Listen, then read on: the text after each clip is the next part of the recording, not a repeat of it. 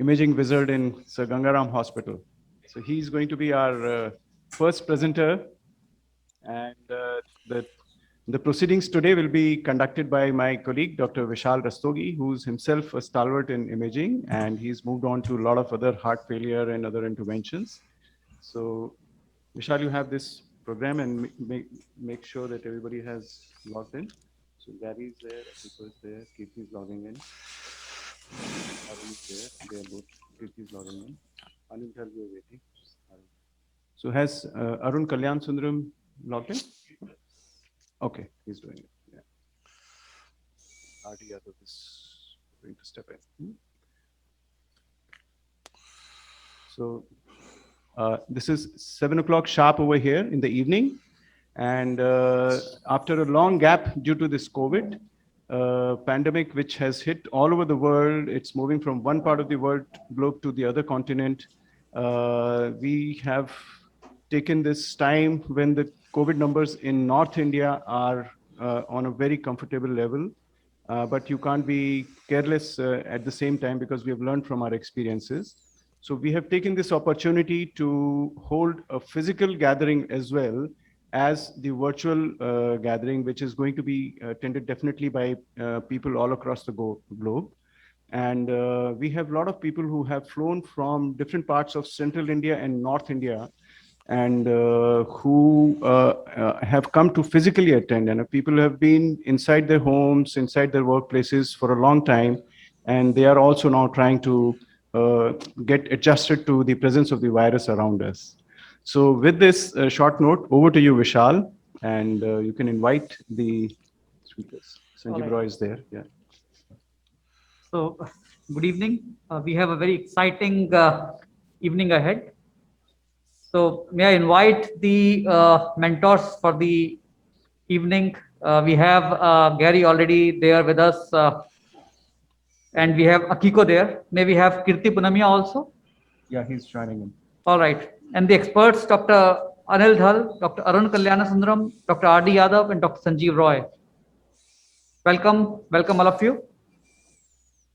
So we're going to start with the session now. This is about the IVUS program. So first presentation will be by Dr. Arun Mohanty. He is from Gangaram Hospital, and he has very active interest in imaging. Arun will be speaking about malapposition or underexpansion. Arun, over to you. Yeah. So good evening, friends. Good morning, Gary and Dr. Akiko, Dr. Kirti, and other experts in the podium, in the panel. So this is again 51-year male, non-diabetic, hypertensive smoker, history of chest pain for 2 hours with ST elevation inferior leads with a complete heart block.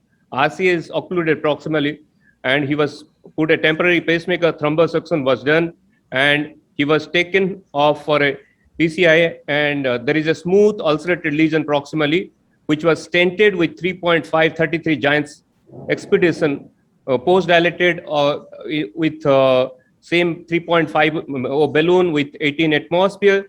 This is the flow, not a bad TIMI flow with some nitroglycerin and other thing. The patient settled down. There is a good TIMI flow, normal flowing artery, but this is the stent boost, which was taken, well expanded stent. So the operator was happy. He was shifted to the CCU after 2 hours of the chest of the PCI. The patient again had chest pain with gross ST elevation with complete heart block. This is the stent which is occluded again. So we did IVUS. Look at this IVUS. One can see there is gross under expansion malapose stent proximally. Distally, look at the vessel size. This is a grossly under expanded stent with thrombus filled stent. After thrombosuctions with this, we have taken an IVUS picture. One can see grossly malapose stent, which was looking so beautiful in angiography. And that's why the patient was optimized with a high pressure dilatation. GP2B3A inhibitor was given, and subsequent hospital course was uneventful, and he was discharged, doing very well on follow-up. This is 58-year male smoker, hypertensive. He came after 12 hours of MI. The RCA is concluded, large RCA, and it was wired. Angio balloon was done. This is the flow after 2.5 millimeter balloon dilatation with thrombosection. This is a diffusely diseased artery with thrombus field. So what stent site should be taken? So the operator thought 3.5, 38 synergy dilated distally. Then there was a stent proximally and mid. So the whole segment artery was stented with 3.5 diameter stent. Distal was 38, then a 23 millimeter, and subsequently in the proximal 33 millimeter stent, 32 millimeter synergy. So it was post dilated with a reasonably good flow. There is a distal thrombus in the PLB, which was left on GP2B, and it was post dilated. There is a mid RCS stent, there is a thrombus. But look at the IVUS, you can see the area MSA is 12.3, whereas the vessel area is 29. And look at the stent, it is grossly underexpanded stent with the thrombus lying outside the stent. And look at these areas. If you go by absolute number of this area, this vessel, MSA is 12.3. 12.3 is a huge, huge vessel. But look at the vessel area, it's 30 millimeter. So there are, what is the optimal stent expansion for in IVUS? There are different trials. People have taken more than 80% average reference, distal reference area. Somebody has taken 90, but there is no defined criteria. With this is a beautiful paper by none other than Dr. Akiko and Dr. Gary Mintz recently published. They have taken 10 indices for stent expansion, like eccentricity index and other index, and the best index, which is the minimum stent area versus vessel area ratio, it should be more than 38.9%. If it is less than 38.9, the event rates at 2 years are high. This is ADAPT-DA subgroup analysis, IVUS analysis. If you have more than 38.9 this area, which is really good. And moreover, if you take the MSA, which is less than 5.8, this becomes really significant. That means if you have a MSA which is less than 5.8, this achieving this ratio of 38.9 or more is most important, and the most important parameter to decide your outcome is minimum stent area versus vessel area. This is a beautiful paper, and that's why we did a post dilatation. Look, this same stent with a post dilatation where the area was ratio was 42.818 was dilated, and 12.30 becomes 19 after post dilatation. Same vessel at 12.79 becomes 19, where the vessel area is 27. The ratio increases to 68 and 63. So that is what we need. Absolute vessel number is not important. MSA is getting diluted, particularly in a smaller vessel where MSA is less than 5.8. So these are 4 situations. You can have a small MSA, minimal stent area, small MSA divided by vessel area. So this is not acceptable. Large MSA, small MSA versus your MSA is absolutely large, but there is a small MSA and vessel area which is less than 38. That is also not acceptable. If you have a small MSA and large MSA by vessel area, is very important, and that is what we need for particularly smaller vessel. We should target for a larger MSA via vessel area, which should be more than 38 according to the recent study. So the take-home message in my cases, in my last 2 cases, lumen is not enough. There is an editorial on the same thing. Lumen is not enough. So we should not target of MSA absolutely in a smaller vessel, particularly where the MSA is less than 5.8. Bigger is better always, and target the magic number of MSA by vessel area more than 38.9, that is 39. Thank you very much. That was a great case, Arun. May I have your comments, Dr. Mintz? If we go back to the cases, both of them would fit the pattern of large MSA, but relative stent under expansion. So particularly the first case, I'm not sure we understand from just a couple of still frames why the stent thrombosed. And I would look carefully not only at the stent, but also at the proximal and distal nearby segments. Because very often the problem lies there rather than with the stent itself.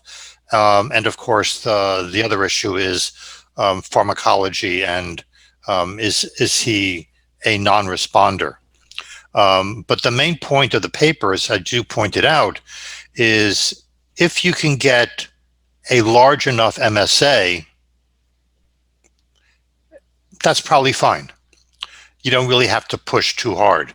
It's when you can't get a large MSA, particularly in smaller sized vessels or with a large plaque burden, that you should use the relative expansion as the target. And of course, it was an analysis from ADAPT DES. It was mostly clinical events. It wasn't acute stent thrombosis or anything, because those were not part of ADAPT DES. And it really needs to be validated prospectively in another cohort of patients. And if this is important for stent thrombosis, it has to start immediately after the stent is implanted. Kiko, tell me I'm wrong. Yeah, I think I agree. I think especially in the STEMI cohort, we have to be balanced, meaning if you try too much, you may push the very dangerous lipidic plaque or thrombus, and then you distally embolize. So I think you have to be balanced. If I do more, what's the downside? And if I do better, what is the good things? And this case, I think you have already the big stent area. So fortunately, you don't have the slow flow afterwards. But always, I think you have to be balanced, especially in the STEMI lesion. Yeah, and as Akiko mentioned, the issue of distal embolization and slow flow, no reflow is a real one. The single IVUS finding that is predictive is attenuated plaque, and the more attenuated plaque, the more likely you are to have a problem. A little bit of attenuated plaque is usually not a big deal, but when you have a lot of attenuated plaque in terms of circumference and length, then you need to be a little cautious, and as Akiko said, balance the pros and cons. And there is a Japanese study that looked at attenuated plaque and distal embolization protection. I forget the name of the trial, Akiko, but there was one in Japan from a few years ago that showed that if you have a lot of attenuated plaque, distal protection actually does help. Arun, can I ask a question? Dr. Sanjeev Roy here. Yeah, Dr. Sanjeev, please go ahead. Yeah, this question is for both Arun, Gary, and Akiko. See, nearly about 5 to 10% of the cases of STEMI, we find a calcific nodule and which ruptures. And in such scenario, having a stent area of, more than 5.5 is sometimes very difficult, particularly in the small vessels that we face in India. And we don't have an orbital. We are left with only cutting balloon or maybe a high pressure non-compliant. So going by this formula of the MSA versus vessel area, achieving a 39 sometimes is difficult. So where do you think the balance should be, that we need to stop ourselves before we cause a perforation, rupture, or anything further complications?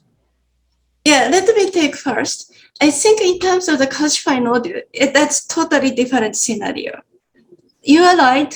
Out of all HS cases, about 5% is calcified nodule. That's very different animal compared to this type of the cases. Meaning current case is really a lot of necrotic core and plaque rupture and thrombotic lesion.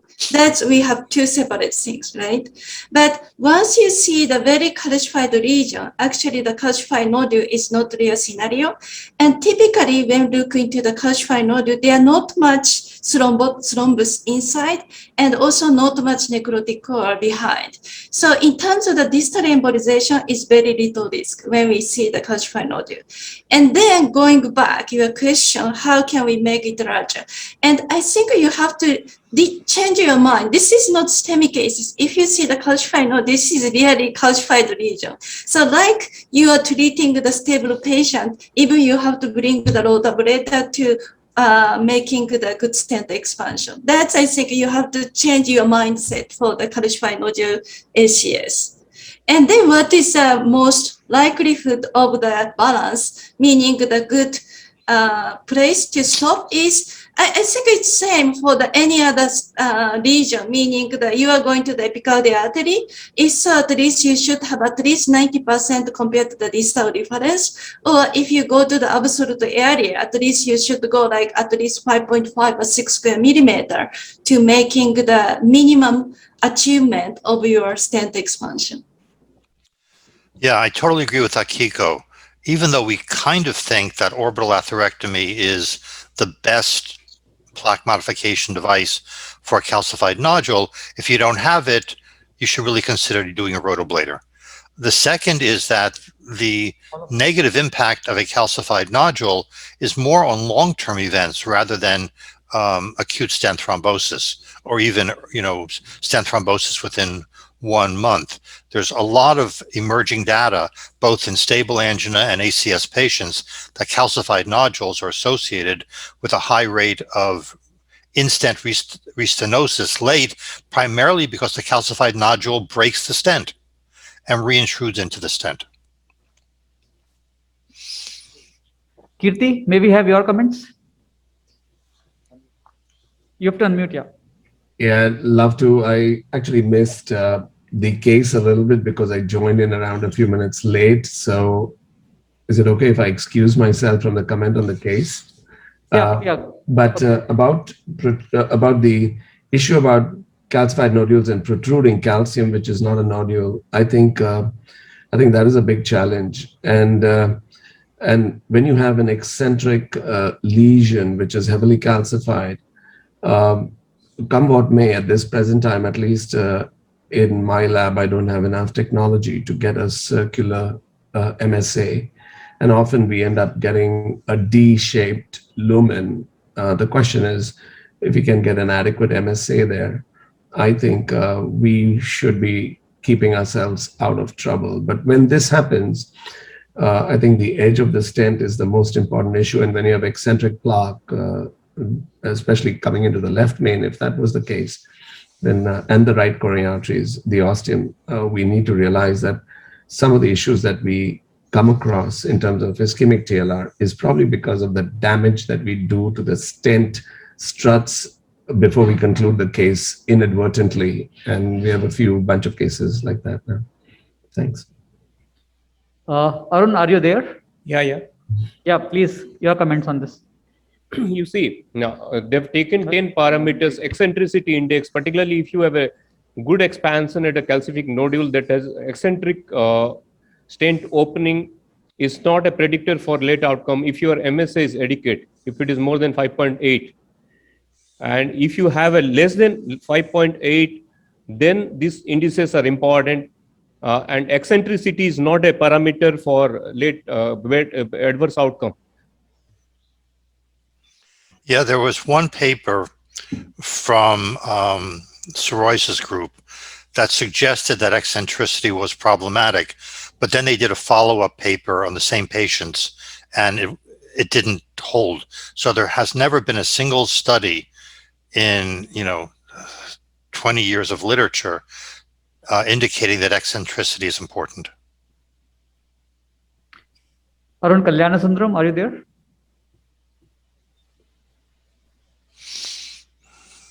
All right. So I have just bounce one question. So if we see a calcified eccentric lesion in a largish artery, the landing zone, the reference area is say 9.5, which is like a 3.5 millimeter artery, shortish lesion, but a heavily eccentric calcified lesion with a normal wall on the opposite side. should we be chasing the landing zone reference vessel and thereby putting a 3.5 stent? Or in these eccentric calcified lesions, it would be wise to undersize the stent and avoid a perforation and then gradually build it up into MSAs as required.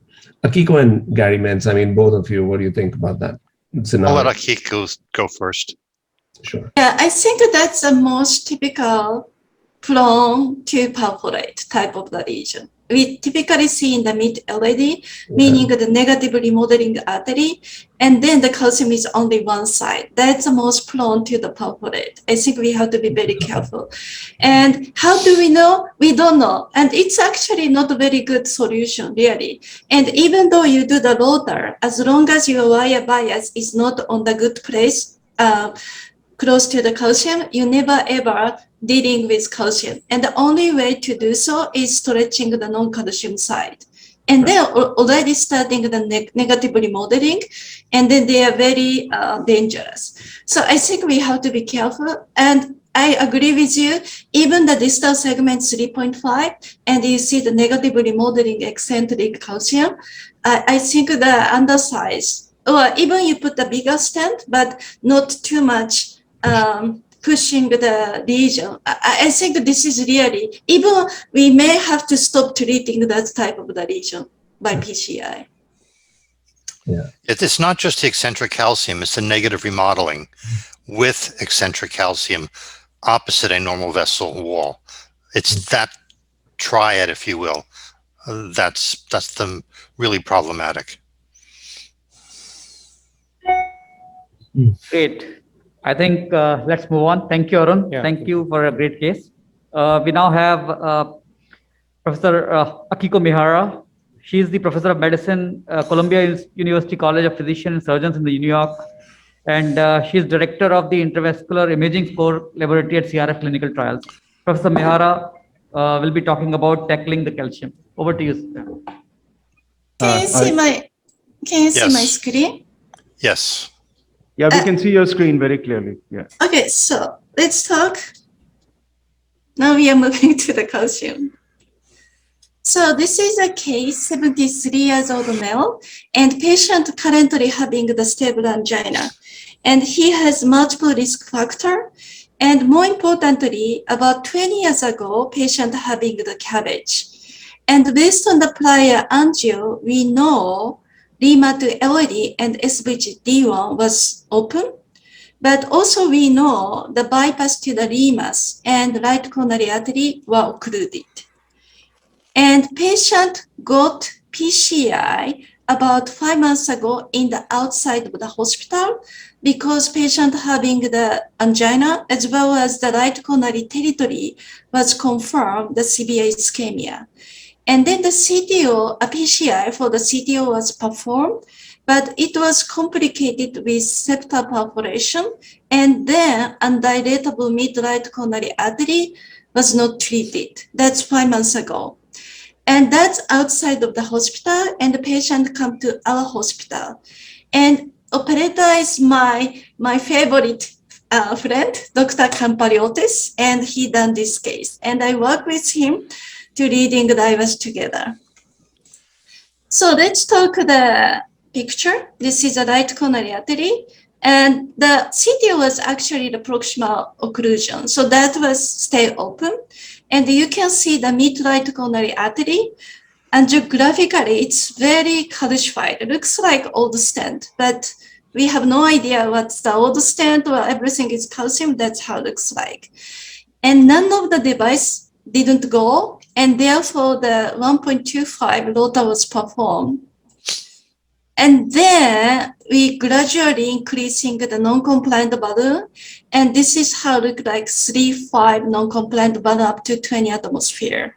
And you can clearly recognize the lesion was not dilated. And then afterwards, 1.5 was performed and the balloon again, but this is how it looks like current. So almost the lesion was almost no change. But this time we could pass the IBUS. So this is the picture from the distal segment.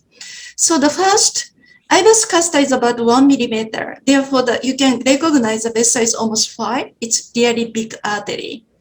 So starting from the distal segment, and you can see the big calcified nodule we just passed. And also we start seeing the 360 degree of the calcium. Let's continue.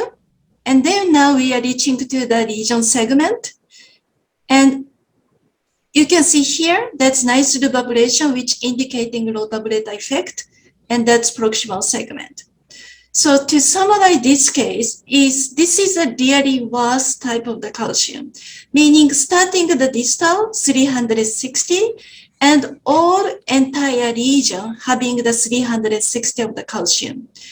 And this is actually very nice picture. You can see the ablation, meaning that there is a one layer of the calcium and then making the artifact showing the multiple layer of the surface. That's indicating the surface was really nice polish.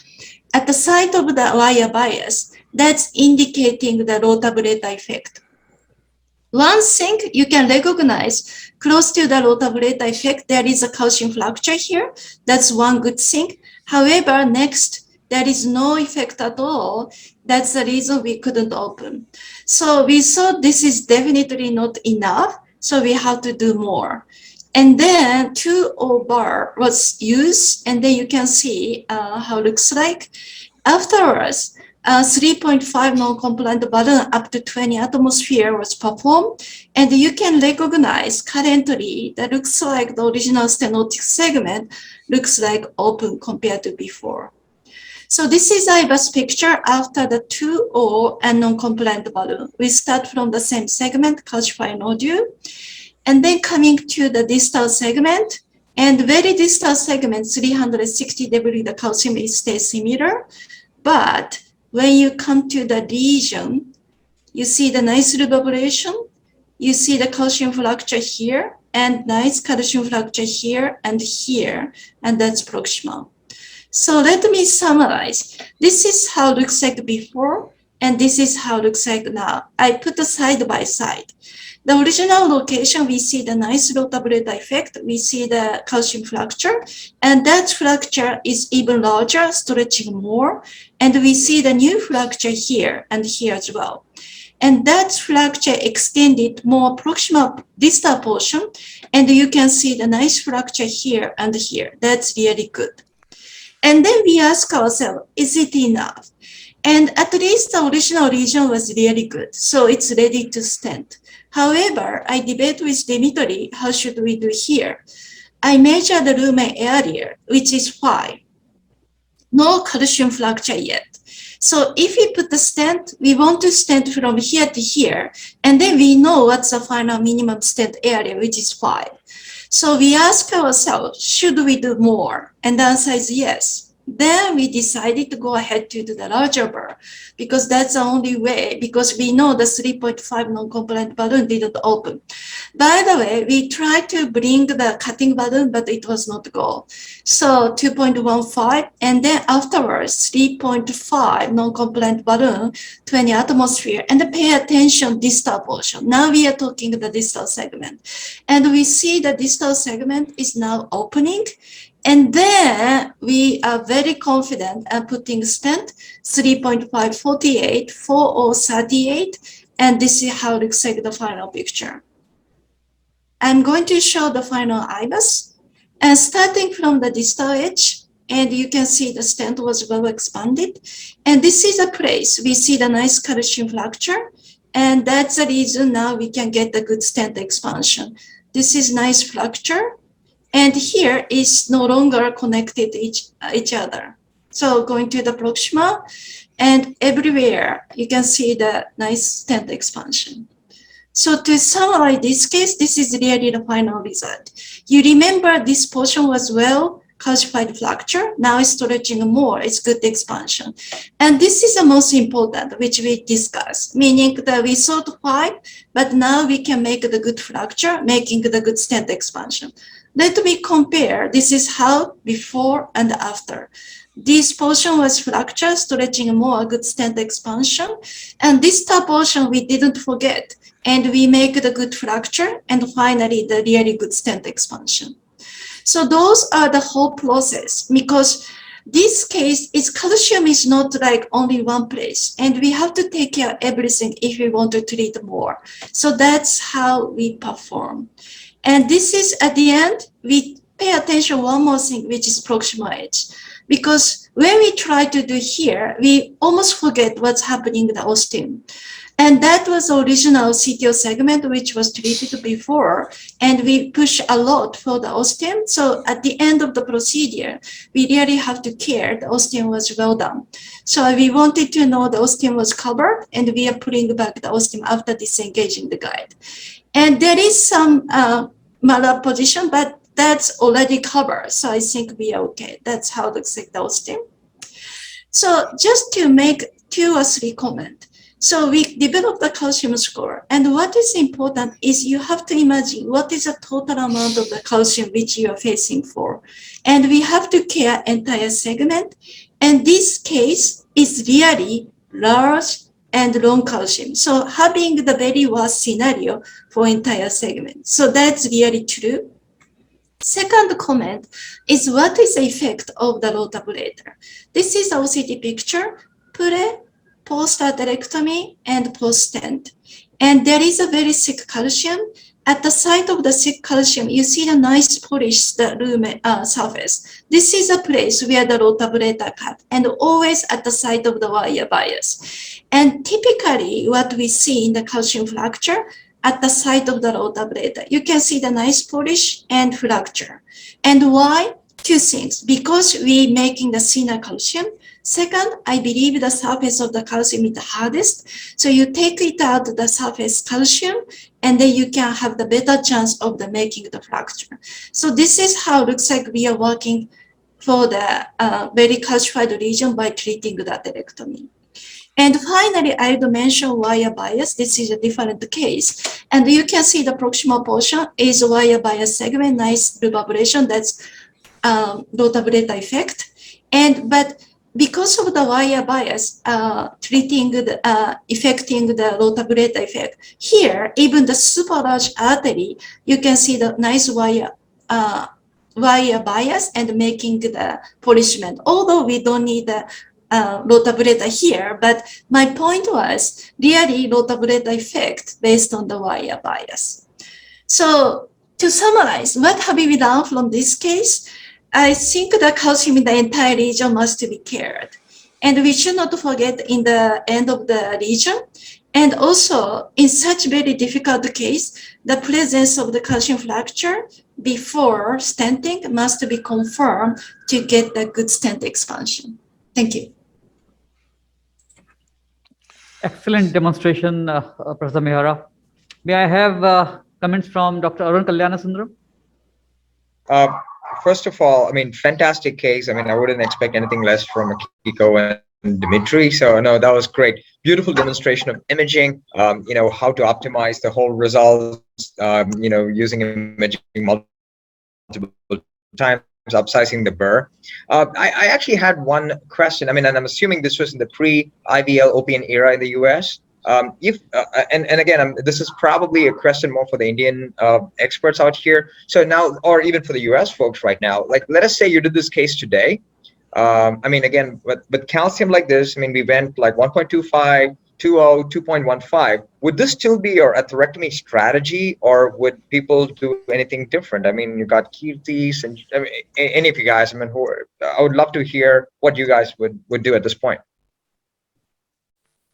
Kirti, would you like to take this question? Yeah. So I think in these heavily calcified lesions, I think one of the reasons is we go through atherectomy, rotational atherectomies, to get access into the artery, and the other reason we go into the artery is to try and make it pliable to dilatation.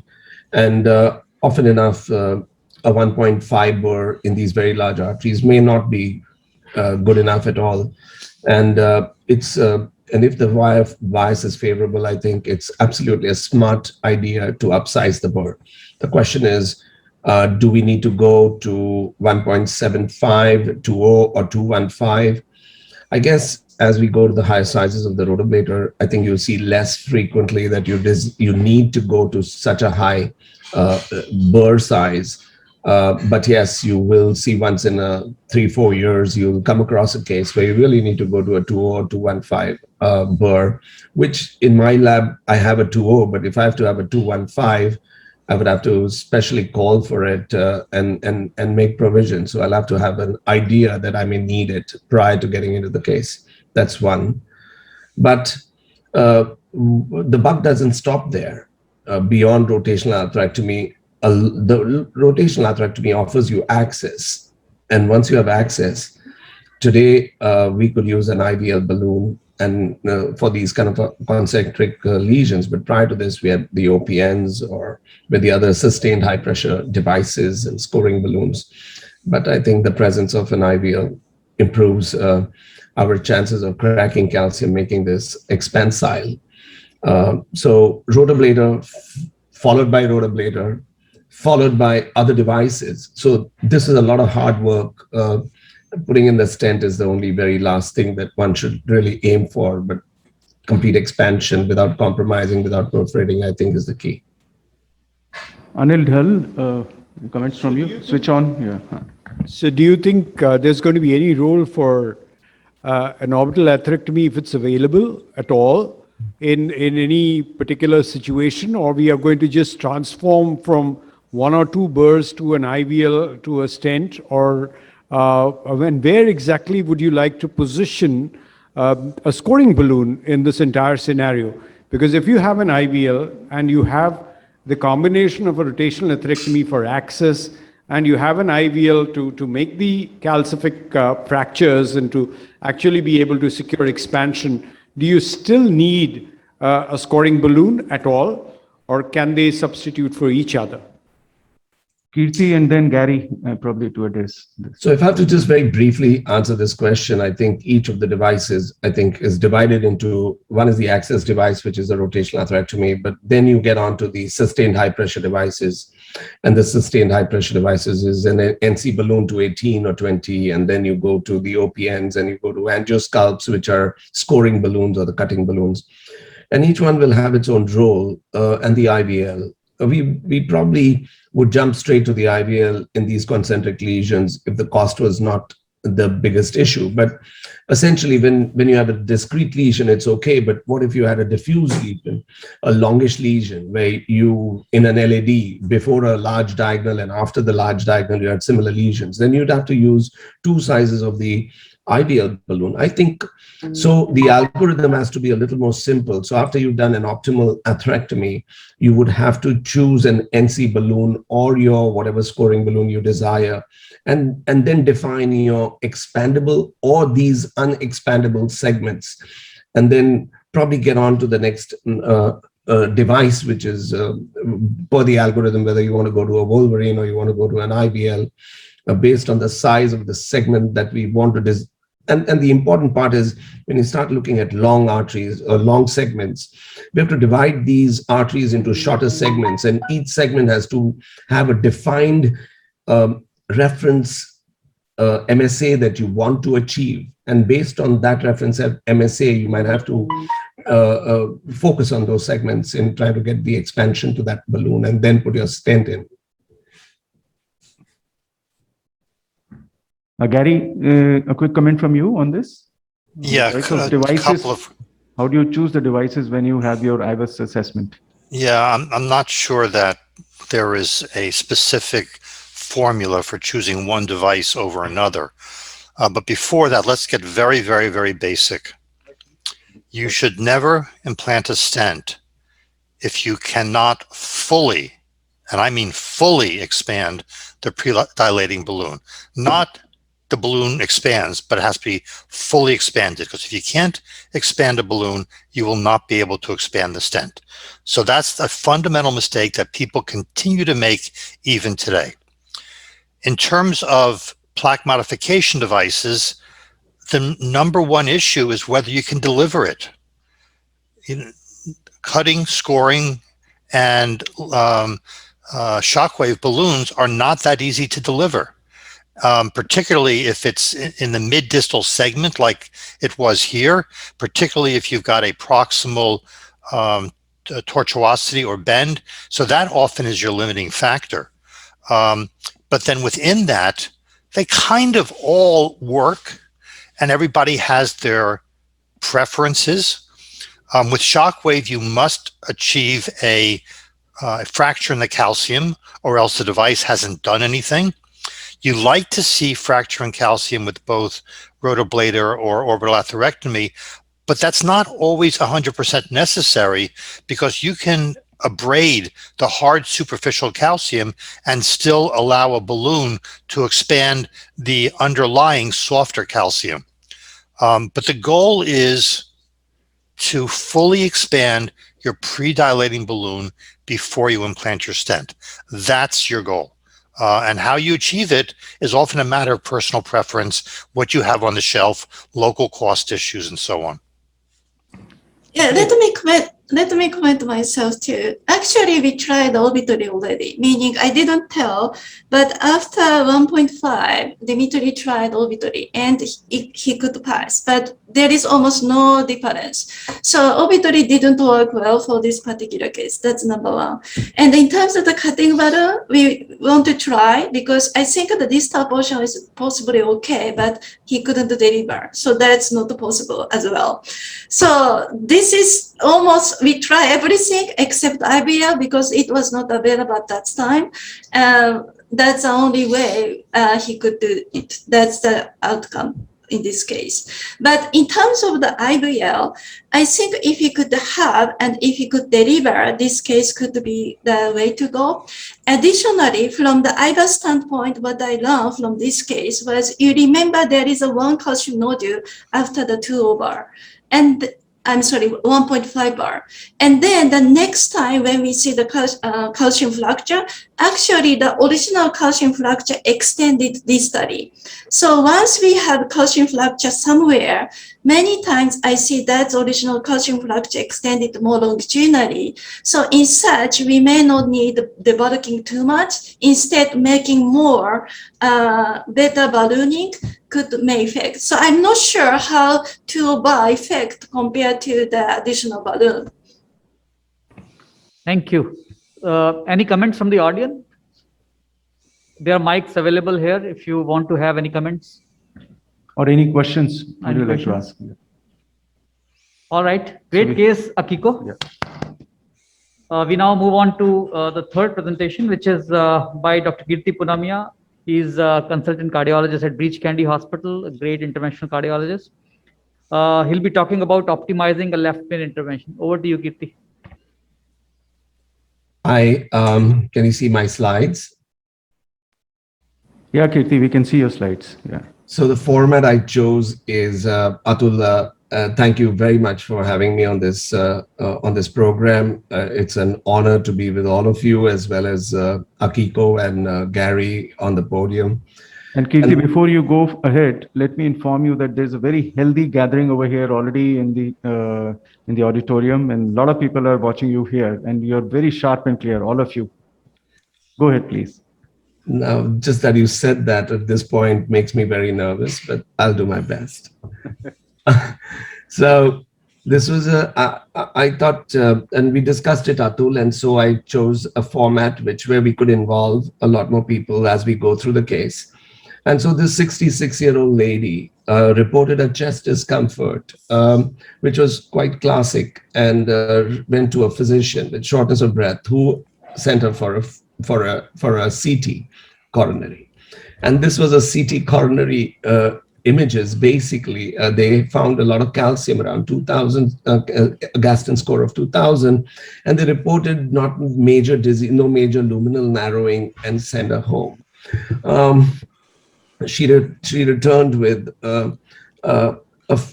like a early pulmonary edema, presented to my EMS, and we found a bedside echo showing 25 to 30%. This was an ECG. So basically, there was no ECG done to start with, and a CT coronary was done, which was reported normal in a patient who had this kind of an ECG. Anyway, we got her into the cath lab later, and this is the angio we have. So you have a distal left main heavily calcified lesion. You can see and appreciate that there's a distal left main lesion extending into the circumflex ostium, as well as the LAD.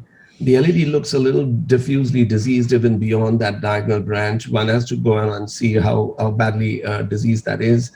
And if you look at this spider view, you can see how horrendous that left main looks. In addition, we have this tight lesion in the proximal RCA, which is so easy to be missed. You can see that white shadow there. And that's not the focus of our case presentation today. We'll focus ourselves and keep ourselves focused on the left main lesion. The left ventricular end diastolic pressure is around 18. And with this view, what is it that the panel or anyone would want me to do? My first impression is it's a recent MI, so there must be, and with this calcium, there has to be residing thrombus in there. So any thoughts? Should we leave you guys to discuss this and then take it to the next level? So this is a calcified nodule involving the distal left main and ostium of the LAD and circumflex. Second most common location of a calcified nodule is at this particular bifurcation. Yeah, I agree. So then I think the amount of the calcium is huge, but the amount of the thrombus should be very little. Correct. Right. Harry, what about your comments on the right coronary artery lesion? Do you think that's a calcific nodule as well? Probably. That's the number one location. Yeah. So Kirti, you have dense calcium. This is kind of your favorite, shall I say, play field. And you have dense calcium at the distal left main bifurcation. You have a patient who's had a recent anterior myocardial infarction, who is obviously, whenever you think of devices, you have to take care of the thrombogenicity of devices. And well, to us, at least from here, there does not appear to be any visible thrombus. But obviously, the next step is going to be to do an imaging to be able to decide your next devices. So my question to all of you is, would anybody want to venture with an imaging tool here? And what would be your choice of tool? I'm looking at IVUS, but would you do that? Or do you think that imaging tools are crossable in these lesions? Should they be tried? Or should you make more room for the imaging tools to go? So don't you have a rule that if your IVUS does not cross, well, you know that there is significant dense calcium, and that's something we all know, that it's very likely that we would try to take an IVUS catheter, and we would not be surprised if the IVUS catheter itself did not cross this lesion. So again, let's take a step back. Yeah. Did anybody consider sending this woman to surgery? I did. I mean, it's a serious question. I don't know what the syntax score is, but she's got diffuse disease in her LAD and some in her circumflex on top of the left main. I mean, she's depending on what the surgeons think about her distal vessels, she's a reasonable surgical candidate. So that's one. If you decide not to send her to surgery and you decide to do PCI, then you should wire the LAD and the circumflex, and you should try to image from both branches back to the left main. Now, I would not be surprised if the IVUS catheter doesn't cross, in which case you have to have your next steps planned out. But it's also entirely possible the IVUS catheter will cross, because these calcified nodules tend to be eccentric. And if you're going to do PCI of this lesion, I think you need to know what it looks like. And in terms of IVUS versus OCT, I don't think you'll get any OCT picture, because I think it's near occlusive. So I would do a quick IVUS run from the LAD and then from the circumflex. Yeah, one comment myself. I totally agree, but I don't think IVAS can go. However, one thing I would mention is when you have the calcified nodule in the region, many times we overestimating the angiographic diameter stenosis. Looks like almost like occluded artery. I don't know why, but always looks like kind of this type of picture, almost no lumen, but actually it was. So overestimate, that's a typical type of the calcified nodule region. Yeah, Akiko's absolutely correct. But instead of postulating whether or not the IVUS catheter is likely to cross, I mean, you just take the IVUS catheter and see whether it crosses. You know, it's rather than talking about it. Let's Like Katie smiling because that's possibly what we've done next. So we took in an IVUS catheter and it crosses. It crosses into the LAD just that far, and beyond that, it doesn't want to back. The whole guiding catheter wants to back off, so I don't want to push it. But getting it over here too has been a little bit of a struggle. But I want to take a 1 millimeter per second run very quickly to just see what's happening. Would you agree that that's what you want? Sure, but just, you know, the reason that the IVUS catheter stopped at this point may be disease downstream rather than at the left main. Absolutely, and that's the reason. So let us look at what we found from this run. Do you ever end up damaging your IVUS catheter when trying to push through such lesions? Yes, you can. Of course. You can destroy the catheter, and sometimes you need to take another one really after the rotor. Yeah. So this is your run, and if you want, I can just go through a little slowly so you can look at the run. And these are the images basically. So here we are. This is the distalmost area with the catheter kind of imaged. You can see a 2 millimeter, a little under 2 millimeter luminal diameter. And then you come back slowly. You can see a little more circular calc, almost like 270 calcium. You don't see much of the artery beyond it. It kind of gets eccentric over here. You can see the EL on half the artery. This is an eccentric calcified lesion now with a very elongated kind of an artery. Here you can get into the acute coronary syndrome culprit lesion, which is a little more, you can't define the intimal reflections of the echo very well. There's thrombus mixed with an acute kind of a fibrotic complex plaque. And then you get into the proximal LAD, right here, the ostial LAD. And you can see the wire from the circumflex arising here. It comes in there, and there's this distal left main, and you suddenly get into this roomy space of the left main, which is exactly representative of everything. And what I've tried to do is, we can see the series of these images, which are the core images right down here as you go, just to give you an idea of what the LAD showed. The circumflex artery could not be penetrated with the IVUS catheter. And so we decided, now what is our next step? What is our next step to do? For me, I have one comment. By the way, this IVUS picture tells us majority of your stenosis is actually the LAD side. And there is some disease in the bifurcation, but leftoma is actually not too many disease, meaning the very focal, only the distal leftoma. So I think the majority of the calcified nodule is sitting in the LAD ostium to the distal bifurcation. I mean, it's almost a 0-1-1 Medina, almost. Yeah. So I really thought that the distal left main is also calcified. Yes, but once you hit to the distal leftoma, opening up the quite big normal, not calcified distal leftoma. So meaning your calcified nodule from this proximal ostial LAD protruding to the leftoma.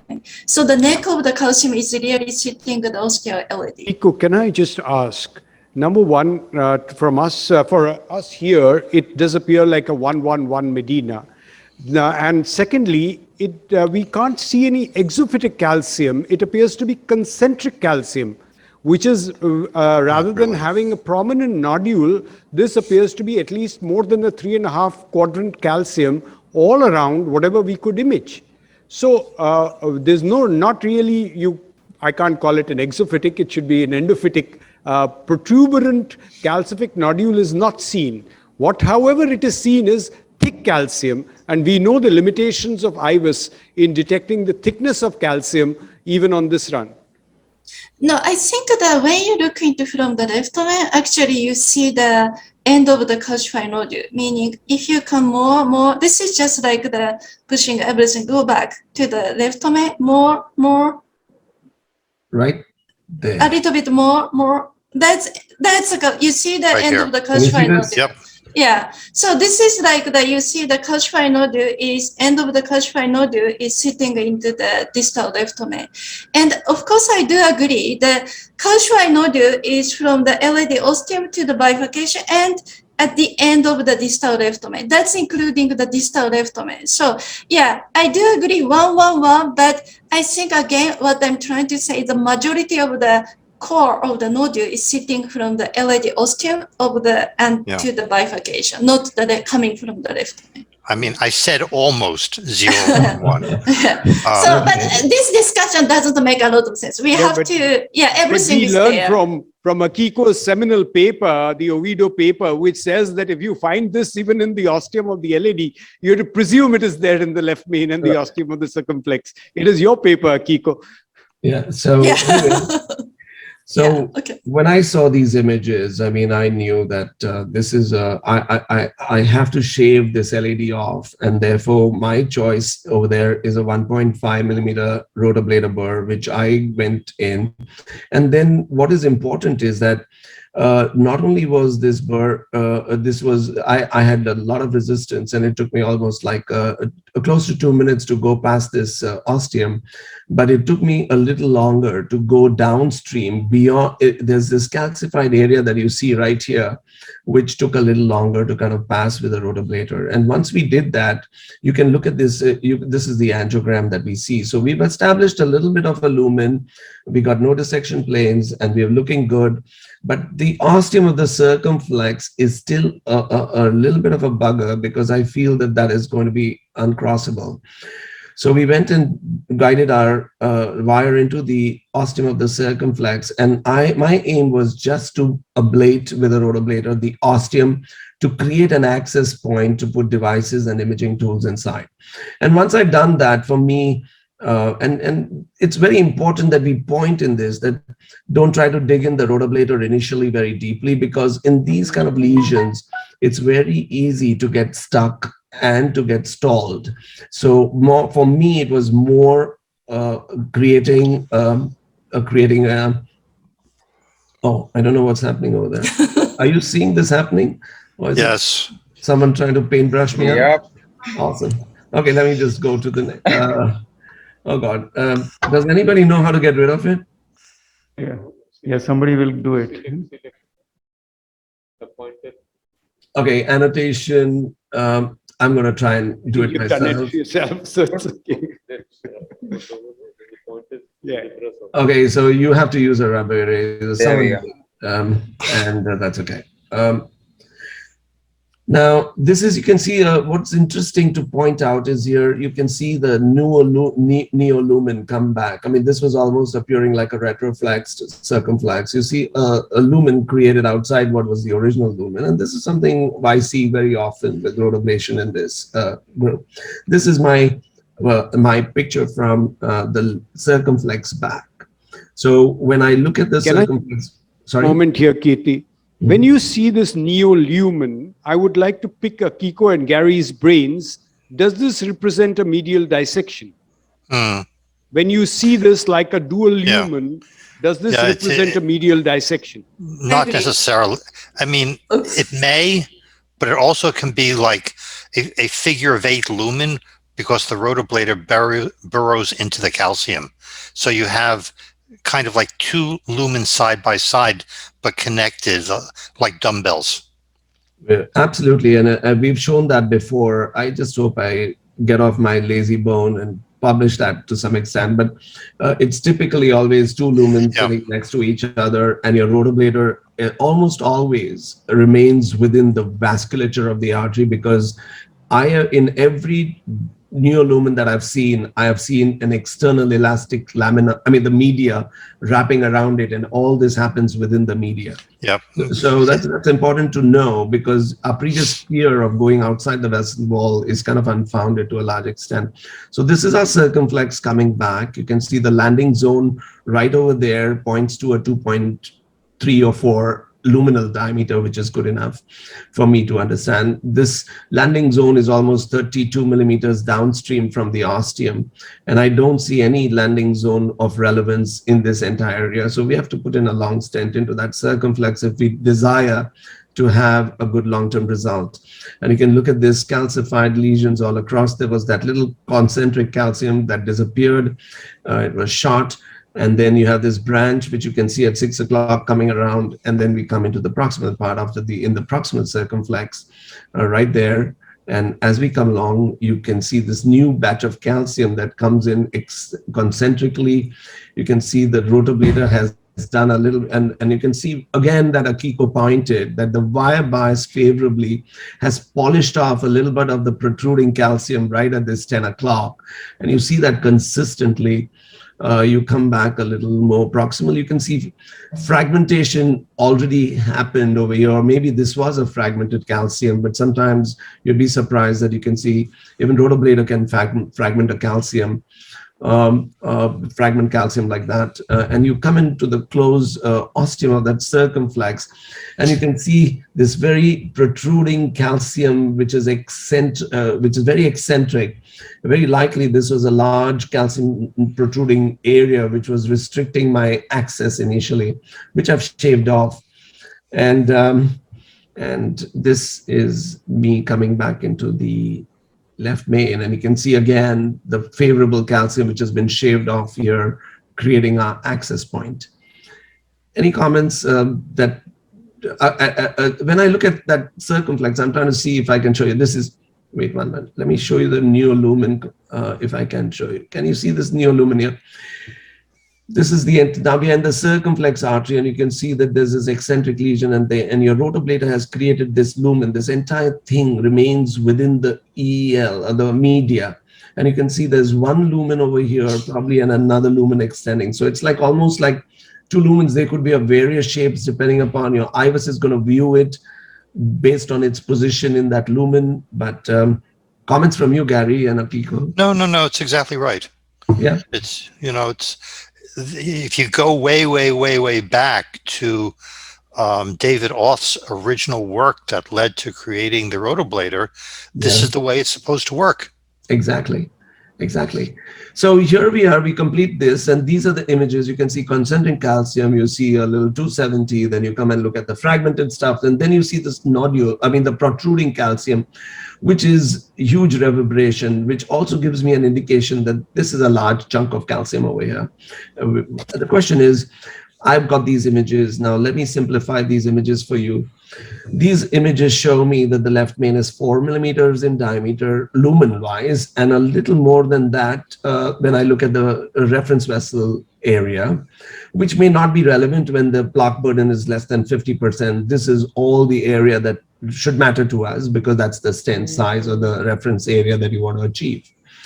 The ostium of the LAD, the ostium of the circumflex artery. So a lot of work needs to be done at this point. The LAD is not a favorable area to land a stent in over here yet, and so we will have to find a landing zone a little further down in this LAD. The circumflex looks great, which is it looks like a 32 millimeter artery, and you got a 2.5 at the end, and this probably comes to 325 or close to 3.5. So we're looking at a 3.5 at the ostium, 2.5 landing down there. We got an LAD, we got a left main, which is 4.4, 4.5 lumen, and a LAD ostium, which is very likely to be around 3.5 at least, or 4.0. And then we have this landing zone, which is not favorable, which we need to kind of go further on. Would everybody agree, or would anybody do anything different? And this landing, the catheter has gone approximately 14.7 millimeters deep into that artery. Yeah. So we have a lot of work to do. Even though I really don't like the technique, this is the one situation where it may make sense to consider simultaneous kissing stents, because you've got a giant left main and you've got relatively modest sized LAD and circumflex. I would be surprised if you put more than a 2.5 stent in the LAD or the circumflex, but you've got this left main that measures 1, 2, 3, 4 millimeters. At least. Kirti, in the interest of time, could you show us what you did? Okay, great. So this is what, once we got this, the questions that I had was rotoblader. Now, what is my next device and what size? We took in my whatever I see on the imaging, it's irrelevant in making a choice for the device. But my first device is always NC balloon because it's the cheapest device that you have.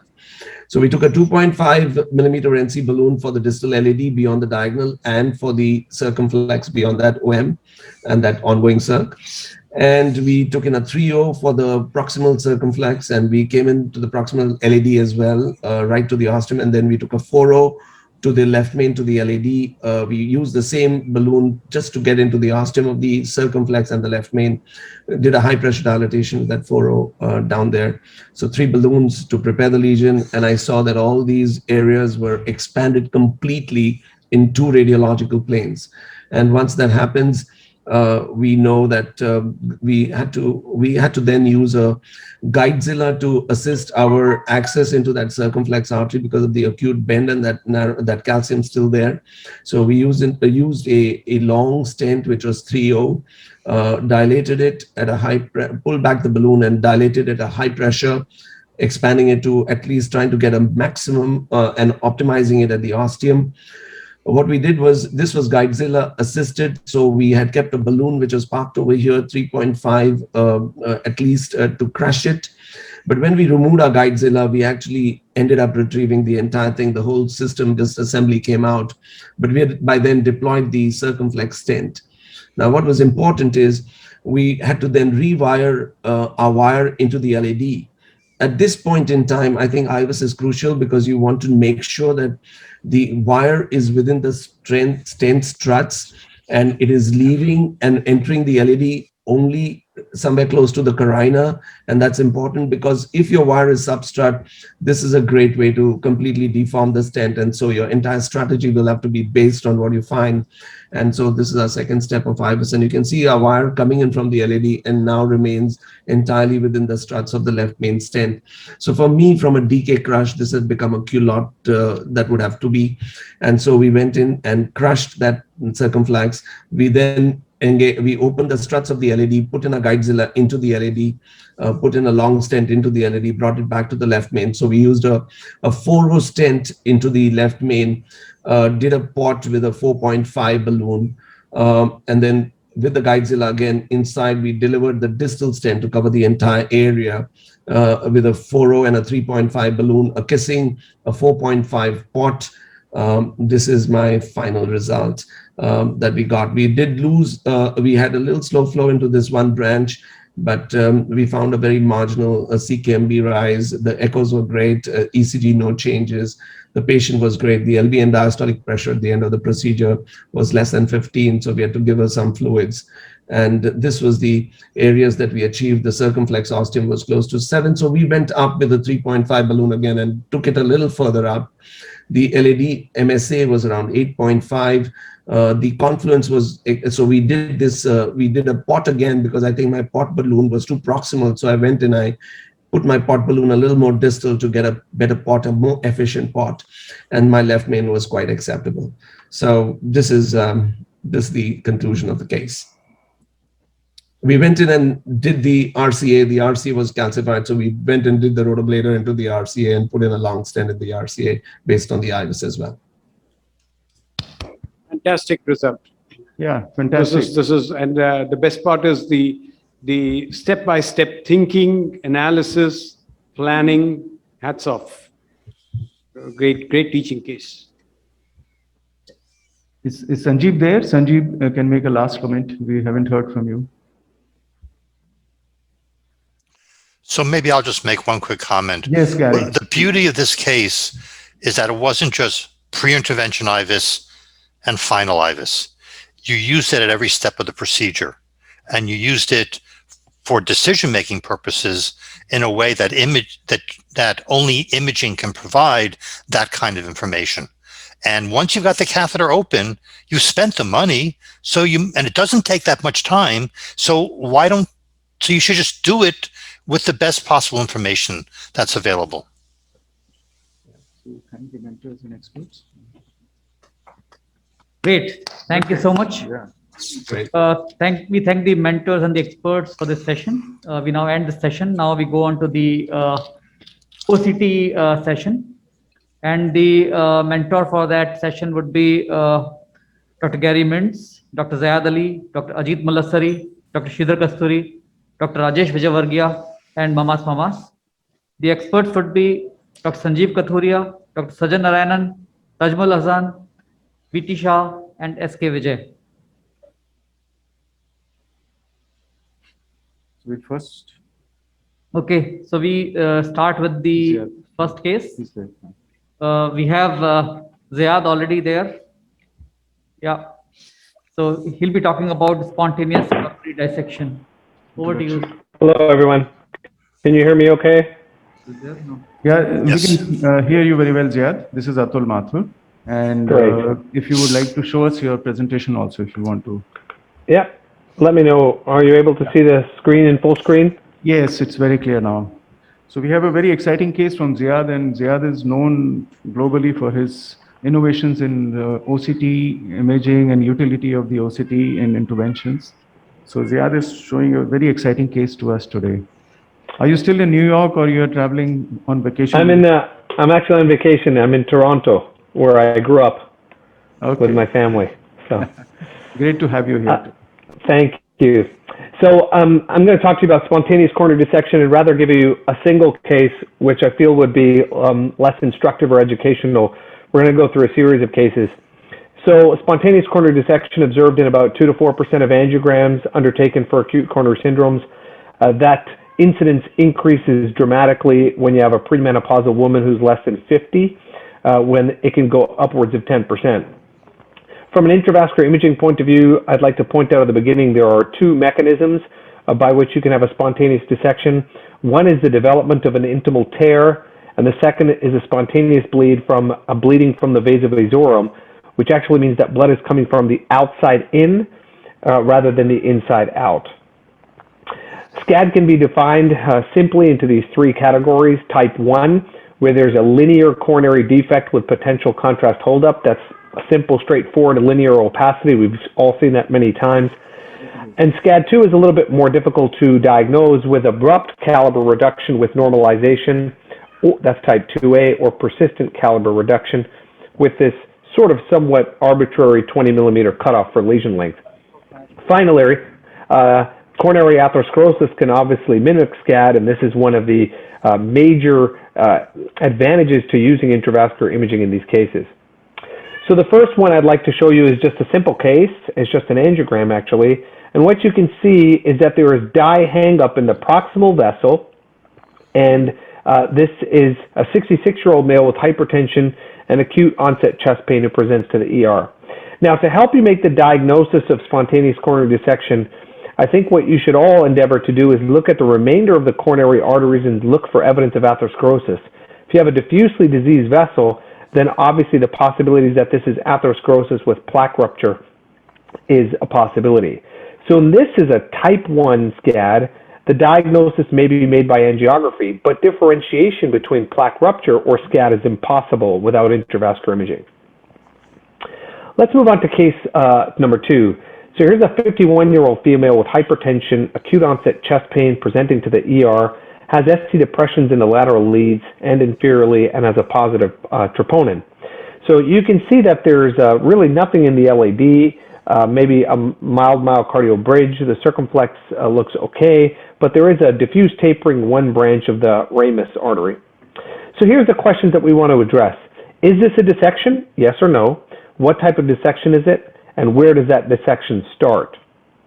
So if we go ahead and perform OCT imaging on this, what you'll notice is that there is in fact an intramural hematoma with a signal poor region through which you are able to actually identify the outside of the vessel wall or media.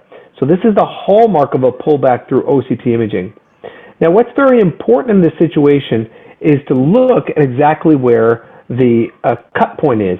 And you'll notice that the intimal tear is not at the proximal segment. In fact, it's an entirely unpredictable segment.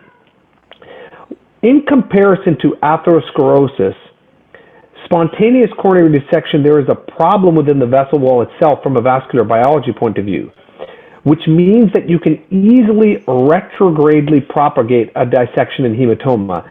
That's very hard when you have atherosclerosis, because atherosclerosis is essentially cementing the artery together. It's difficult to get a retrograde propagation. So is this dissection? The answer is yes. What type of dissection is this? A type 2A dissection, because it goes back to a normal vessel distally, and the dissection actually starts at point B, not at point D. So what the learning points from this case are is the site of intimal disruption is not actually predictable. And some people have advocated covering the proximal edge of the dissection and then using a cutting balloon.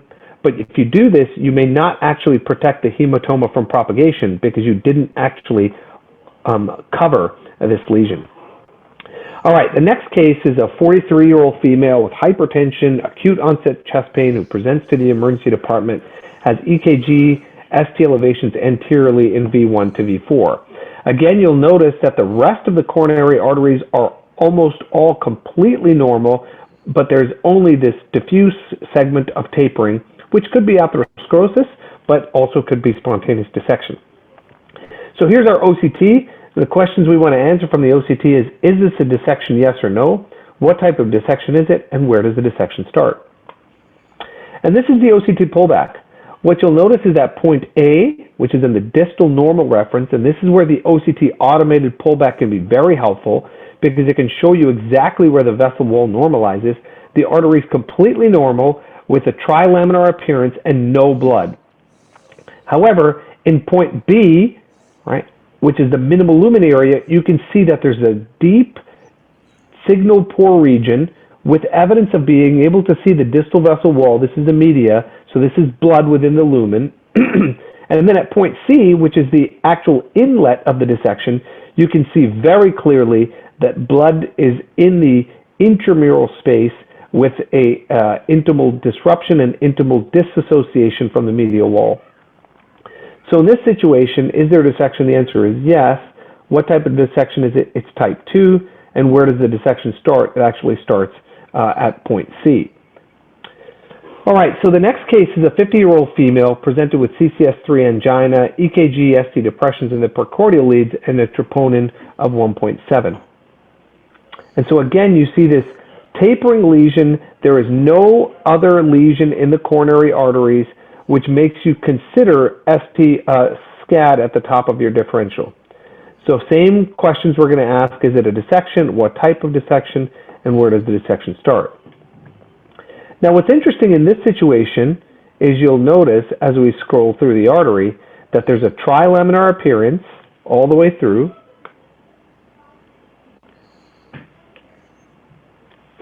And what we're expecting to see is being able to see the medial wall with a hematoma in between. But actually what happens is we see evidence of atherosclerosis. This is a necrotic core. And what we see is a signal pore region without the ability to see the medial wall. Now, one of obviously the caveats to this would be that the OCT may not have the ability to penetrate all the way through a large vessel. However, the way to really caveat that or get rid of that caveat is to look at the edges. And what you'll notice is that there is atherosclerosis at the edges of the artery wall, which help you differentiate the diagnosis. And this is a post-PCI assessment. And what you'll notice is that even afterwards in the post-PCI assessment, you can see that there's evidence of atherosclerosis and vascular remodeling behind the stented segment. So is this a dissection? The answer is no. Well, technically no. What type of dissection would it be classified? It would be type 3 or atherosclerosis. And where does the dissection start? It really does not. So angiography is limited in its ability to diagnose SCAD. I'm going to say that IVUS is a modality of choice to detect SCAD. More on that in a moment. And OCT should be used with caution due to risk of hydraulic dissection. Now, why do I say that? here's a case that is buried in my mind. 37-year-old female, gravida 9, para 9, who presents with CCS3 angina 3 months after having her latest child, number 9. She has ST depressions laterally, ongoing chest pain, and a troponin of 3.4. You can see that there's a lateral wall motion abnormality. So we perform a diagnostic angiogram. The right coronary is normal. The LAD appears to have minimal disease. And there is in this ramus branch, or obtuse marginal branch, evidence of what looks like a possibility for a SCAD. And so what we do in this situation is, due to the ongoing chest pain, myonecrosis, wall motion abnormality, and ambiguous lesion on angiography, we plan intravascular imaging with OCT, and a 6 French diagnostic is changed to a guide catheter and 200 nitroglycerin given. And this is what happens next. The entire coronary tree is completely unzipped. The dissections have propagated from the left main into every vessel on the left circulation. There's almost immediate hemodynamic collapse, and the patient has blood pressures in the 50s, and now she's on inotropes with plans for potentially putting in an Impella or an ECMO. So what you can see is I now have wires in almost all of the coronary arteries. Now, one of the things, of course, is the wire can easily enter the false lumen. And one way to make sure that you are not in the false lumen is to place a wire into the first lumen and then see if you can get it into one of the branches. This can be helpful because most dissections, spontaneous dissections, stop at branch points.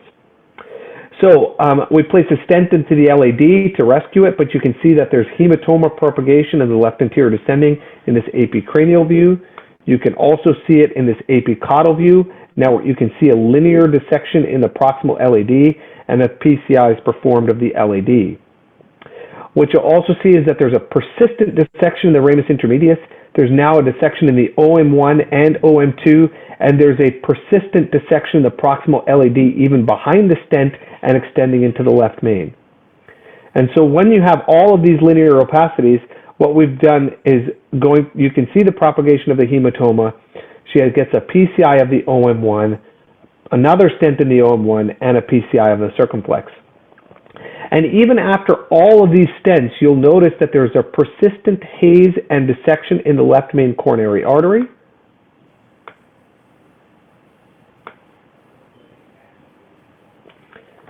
And so the teaching point here is hydraulic dissection is real. Stop injecting. Avoid using a guiding catheter if you think that a spontaneous coronary dissection may be able to be managed medically.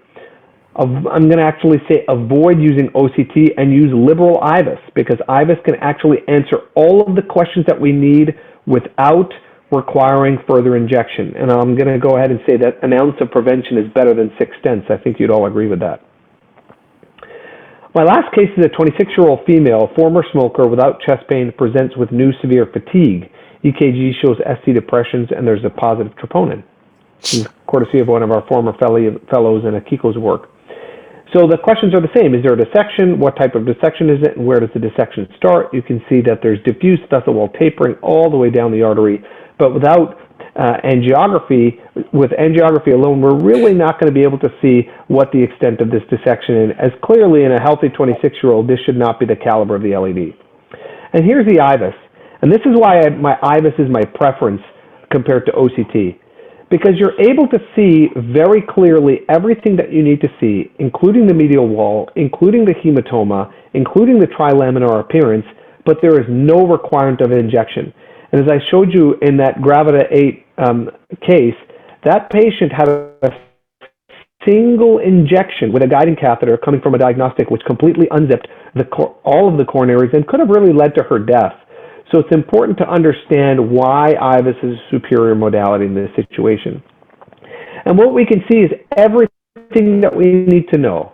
We're able to see all the layers of the artery wall. We can see clearly the intramural hematoma, and we can see clearly where the start point of the dissection is, which is at 1, and we can see that it goes all the way down the vessel into level 8.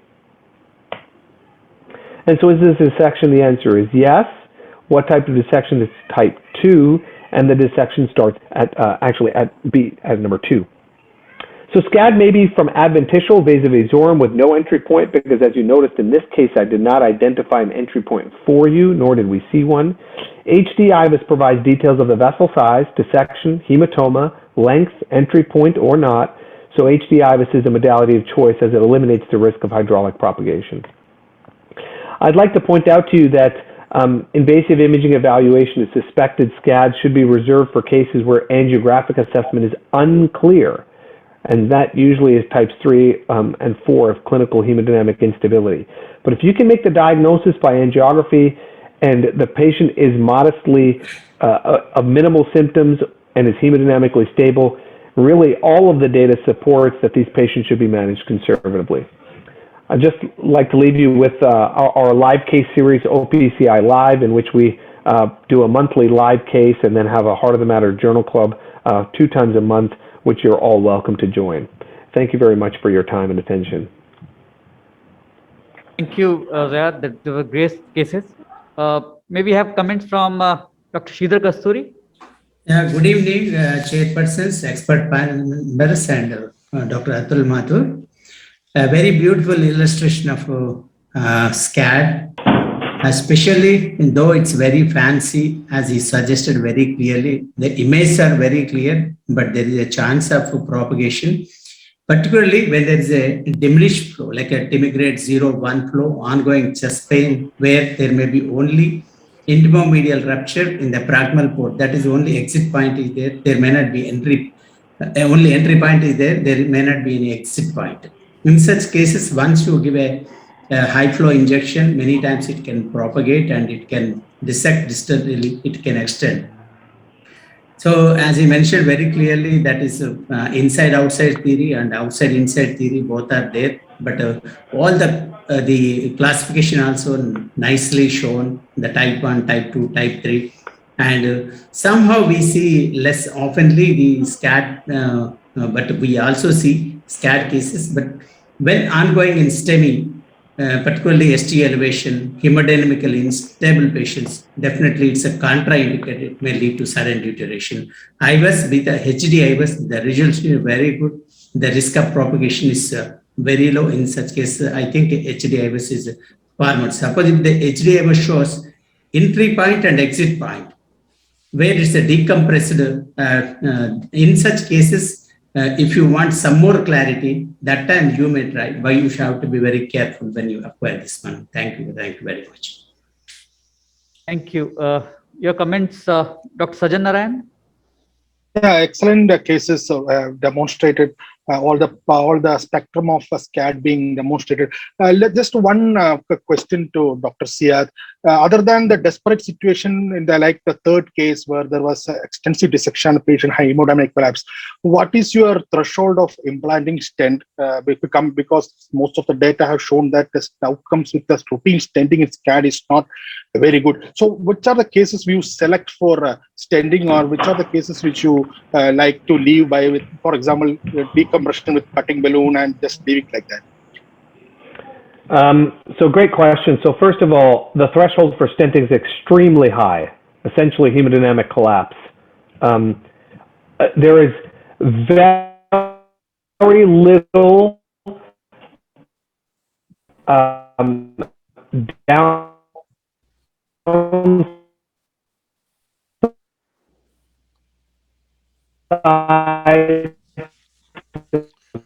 placing the patient in the intensive care unit and Ziad, I think there is some connectivity issue at your end. So maybe let me try to answer those. We are asking Gary. Yeah. So the threshold, as Ziad mentioned, is super, super, super high. If at all possible, and you should bend over backwards not to place stents for several reasons. Number one, the patients don't do well. Number two, the SCAD will heal by itself, and the area that heals does not recur because you've fused the layers of the vessel wall. If they're going to have a problem, they will have a problem within 5 to 7 days. So the patients should be kept in the hospital for about that period of time. The other thing that was never mentioned is there's a role of CTA in diagnosing SCAD. If you haven't done intravascular imaging, it can be very helpful in confusing cases.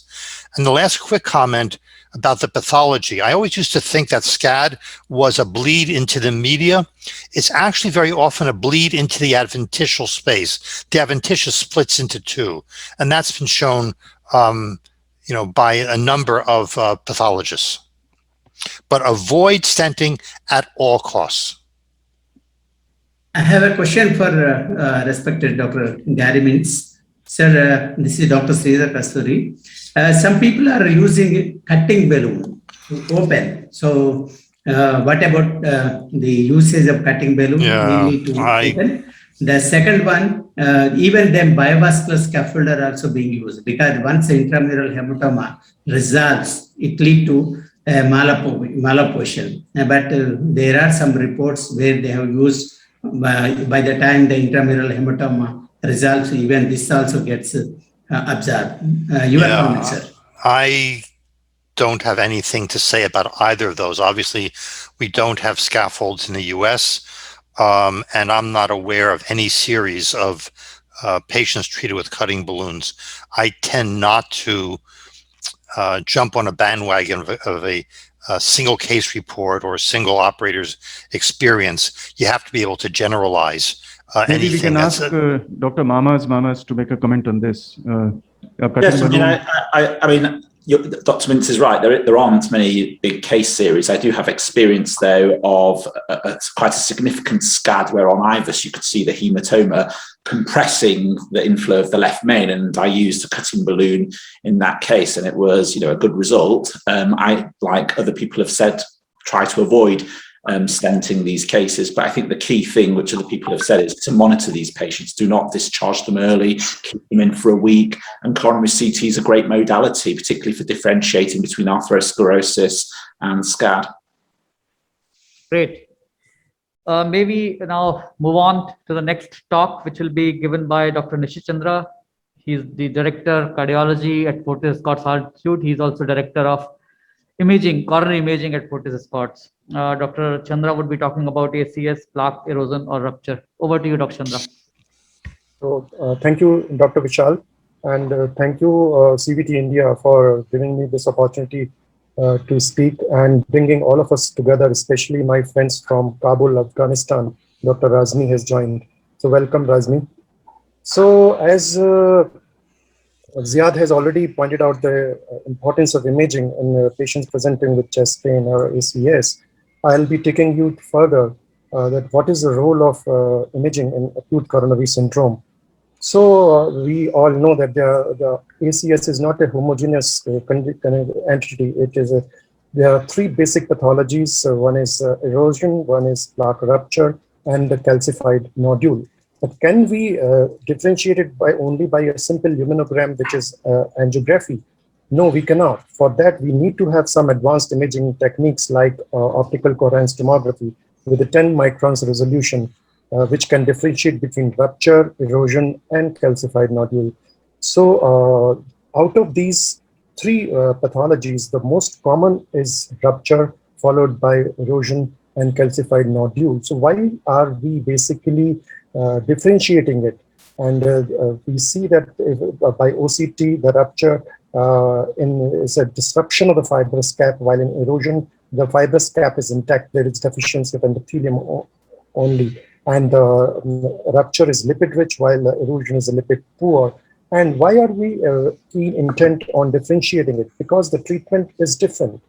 So far, if we don't do the imaging, what is the current practice in ACS? The current practice in ACS is put a stent, but no longer now. With the help of imaging, we can differentiate between these three entities: rupture, erosion, and nodule.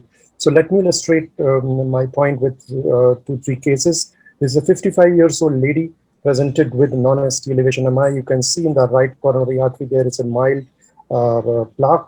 But if you see the imaging, you can OCT, you see there's a ruptured plaque out there, and which with a red thrombus associated with that. So which was and a thin cap fibrotheroma also, PCFA. So this has to be subjected to stenting, and this was made possible by the OCT. Let me come to a very interesting case 2, 59 years gentleman presenting with chest pain. And this is the ECG showing inferior wall MI, and the left system was all right, some ectatic vessels, but right coronary artery was ectatic and a huge thrombotic occlusion, 100% occlusion of the right coronary artery. So we tried to suck out that thrombus gradually, and we succeeded quite a lot in that. And this is the muck which I sucked it out. And after that, you can see that there's it was almost gone. But when I imaged it through the OCT to see the pathology, you can see that I'll just fast forward it.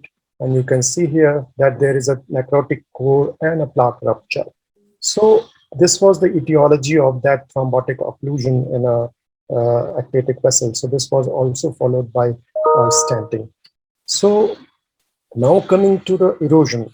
Now erosion, unlike plaque rupture, here there is the fibrous cap is intact, and that cannot be differentiated by angiography alone. This is a case of a 24-year-old male who presented to us in the ER with chest pain, and echo showed no right regional wall motion abnormality. Troponin was mildly increased. So since he was a 24-year-old male, so we first did a CTA, and the CTA showed some filling defect in the proximal LAD. And then we took him to the cath lab. The RCA was pristine. The LAD was showing a filling defect in the proximal corresponding to the CTA findings. And when we did the OCT, you can see that the OCT is showing. I'll fast forward it again to the region of interest. You can see that there is a plaque erosion. There is a white thrombus, and there is no necrotic core underlying. So this patient is a young patient, 24 years old, no need for a stent. We left him on dual antiplatelet therapy, and we brought him back after a month's time, did an angiogram, and it was pristine normal. So if we see the OCT cases of erosion, there can be probable OCT erosion when you can't see the underlying intima media, like in my case, and there is definite OCT erosion when you can see the underlying intima media. So there is another case. This is this is again a young case. This is from my friend Dr. Vishal Rastogi, and he came with acute anterior wall MI. The ECG is showing telltale signs of anterior wall MI. The echo corresponded to that in LAD territory. The LAD was 100% occlusive. Since he was a 28 years old gentleman, Dr. Vishal sucked out the clot and decided to do the imaging. And the imaging also showed this time that you can see that there is a plaque erosion. The fibrous cap is intact. There is no necrotic core. And rightly so, he decided not to stent it and brought him back and put him on BAPT and brought him back for the check angio, and the angio was now normal. So, ladies and gentlemen, what I wanted to tell you, and with the help of imaging, we can now differentiate between the different three pathologies of ACS. And once we confirm that it is erosion, then in conformation to the erosion study, we should not be putting the metal jacket stent. We should instead put them on DAPT and bring the patient back. And most of the time, it will be totally free of the plaque. So as now evident from the imaging, not all ACS are alike. We can differentiate it between the different pathologies and between rupture, erosion, and calcified nodule. And we should now change our treatment practice in ACS to putting stent in all the cases to not putting the stent. It is in fact wiser to know that when not to put the stent. And this can only be feasible only by the high resolution imaging like OCT. Thank you very much for your kind attention. That's an excellent presentation from Nishit. Now, for everybody's information, Nishit is sitting in the home of Dalai Lama at McLeodganj. This evening, he was on the highest cricket ground over there. And the other thing is that cheers to all of you. And this is what you people on virtual will be missing, that we are enjoying over here. So hope all this good time comes and all of you are here with us in Delhi next time. And we'll invite some comments now. Vishal? Yeah, may we have comments from Dr. Sanjeev Kathuria? Sanjeev, are you there? Next. Okay. Ziad. So, Ziad, your comments on this rupture versus erosion? Can I? Sure. Can I ask? Oh, sorry. Atul, can I just ask a question from Okay, Nishit? Ziad, there is a question from the audience and then we'll take that. Yeah. If you have an ideal bioabsorbable stent, which we don't have at the moment probably, but if you have it, will you still have the same strategy for erosions, or will you like to put a bioabsorbable stent and then treat the patient? That's a good question. Now, Ziad, would you like to take this up?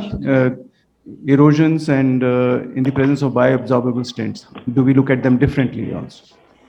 So I'm going to make some major conjecture. This is about minimal flow area, right? If you have a lot of thrombus and a small minimal lumen area, I don't think you can really leave that alone, because if you have even a little bit of further propagation of platelet adherence, you'll occlude the artery or the patient will become symptomatic. If you have a large minimal lumen area, and let's arbitrarily say that's going to be 4.5 millimeters squared by OCT, the reason I picked that number is all the Clio PCI data shows 4.5 is a cutoff. If you want to be really strict about it and use the doctor's criteria, which was 5.7, which basically showed an FFR of 0.90 greater in more than 90% of cases, you have an idea of how big your lumen needs to be in order for you to be able to safely leave it alone. Ajit really should be the one who's speaking about this, because he has the largest and most impressive case series of managing these patients expectantly, and his strategy of using oral anticoagulation has simply been sort of practice changing, I think. So from my point of view, this is about the minimal lumen area. With specific regards to the biovascular scaffold, every stent has a cost. That cost is about 5% for metallic drug-eluting stents. It's probably about 2.5% higher for biovascular scaffolds. So you have to balance off whether in a 26-year-old patient that 7.5% risk is worth it. And if you look at every bit of long-term data, every stent has a 2 to 3% per year attrition rate. So really, when you're around 5 years, you're at a 15% target vessel failure rate. So I think we're now in the era where conservative management should be reserved as the treatment of choice, and then stenting should be really used as a bailout.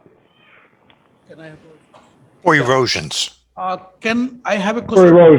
erosions. If you have a red thrombus and behind that there is black shadow, you cannot clearly differentiate between erosion versus rupture because it's a black behind in red thrombus. So how will you decide whether to stent or not? Is flow limiting dependent? That is, if residual 70% stenosis, you will stent or not, or what you will do?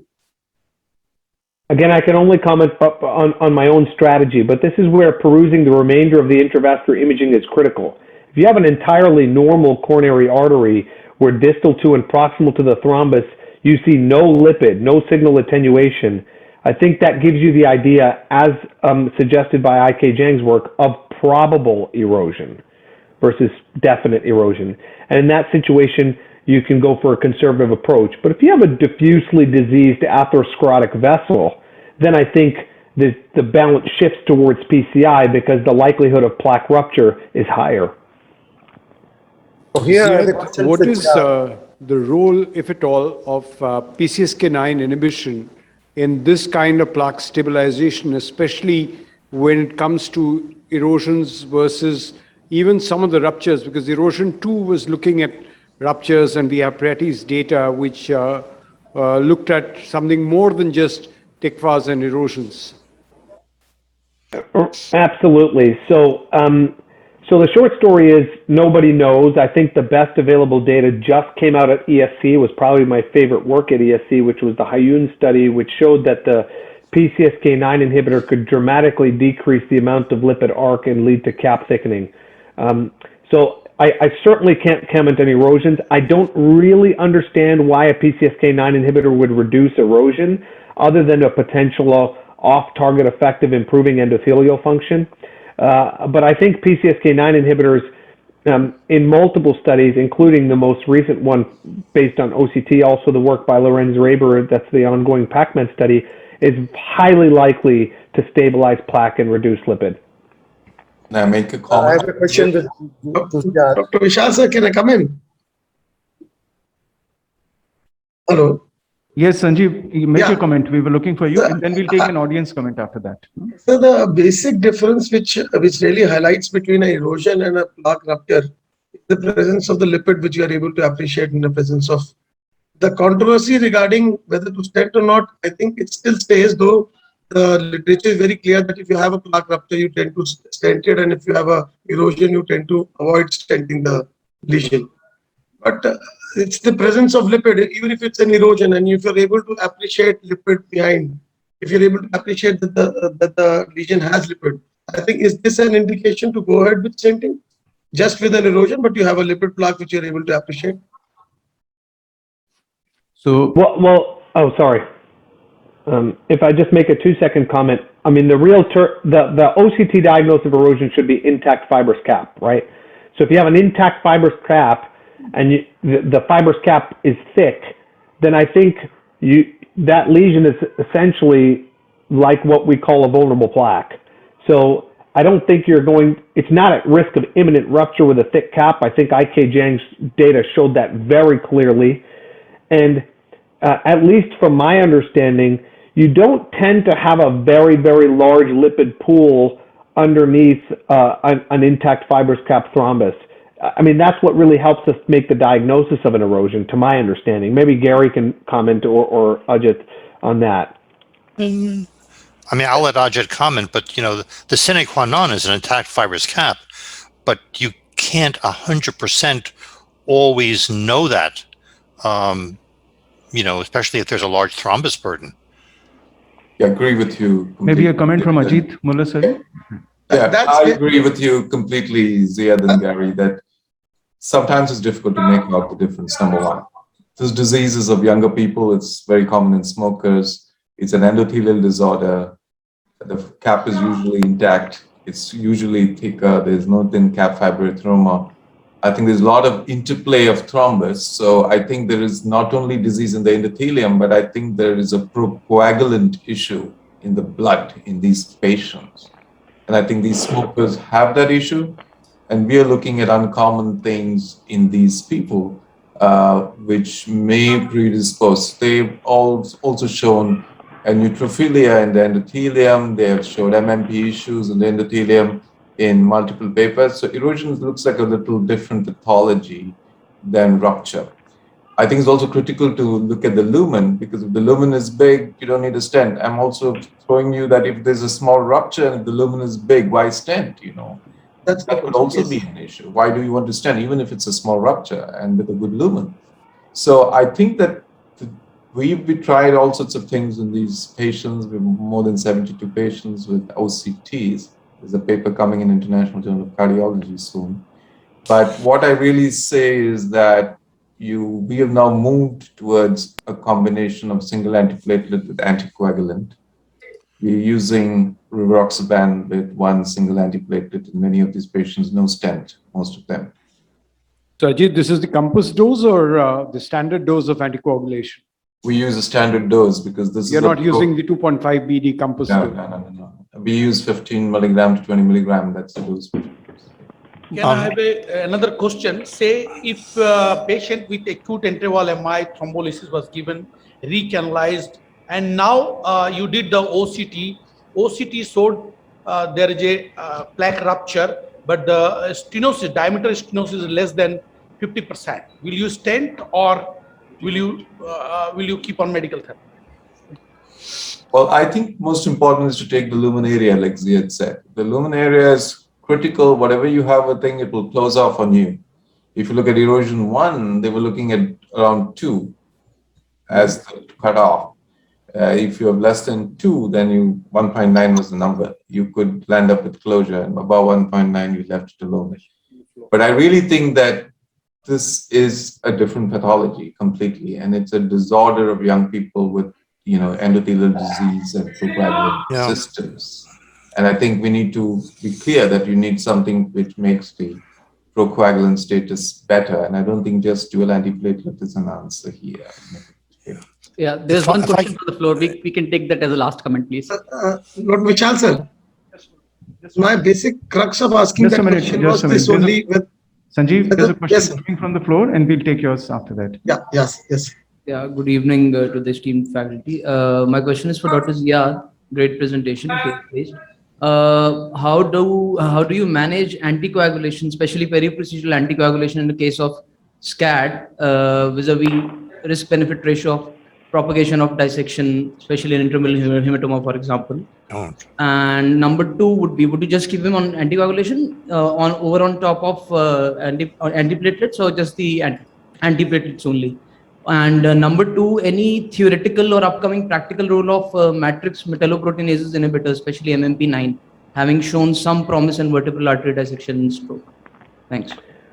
So let's tackle the first part, which is what about anticoagulation? And I believe that encompasses DAPT. Don't use basically any. The latest data, which is really the latest data, shows that worse outcomes with dual antiplatelet therapy compared to single antiplatelet therapy. I think I wouldn't do anything more than aspirin in this situation, because of course you're going to propagate hematoma, and what you want to do is to get vascular remodeling, and that basically means you need to generate some sort of thrombus or granulation tissue.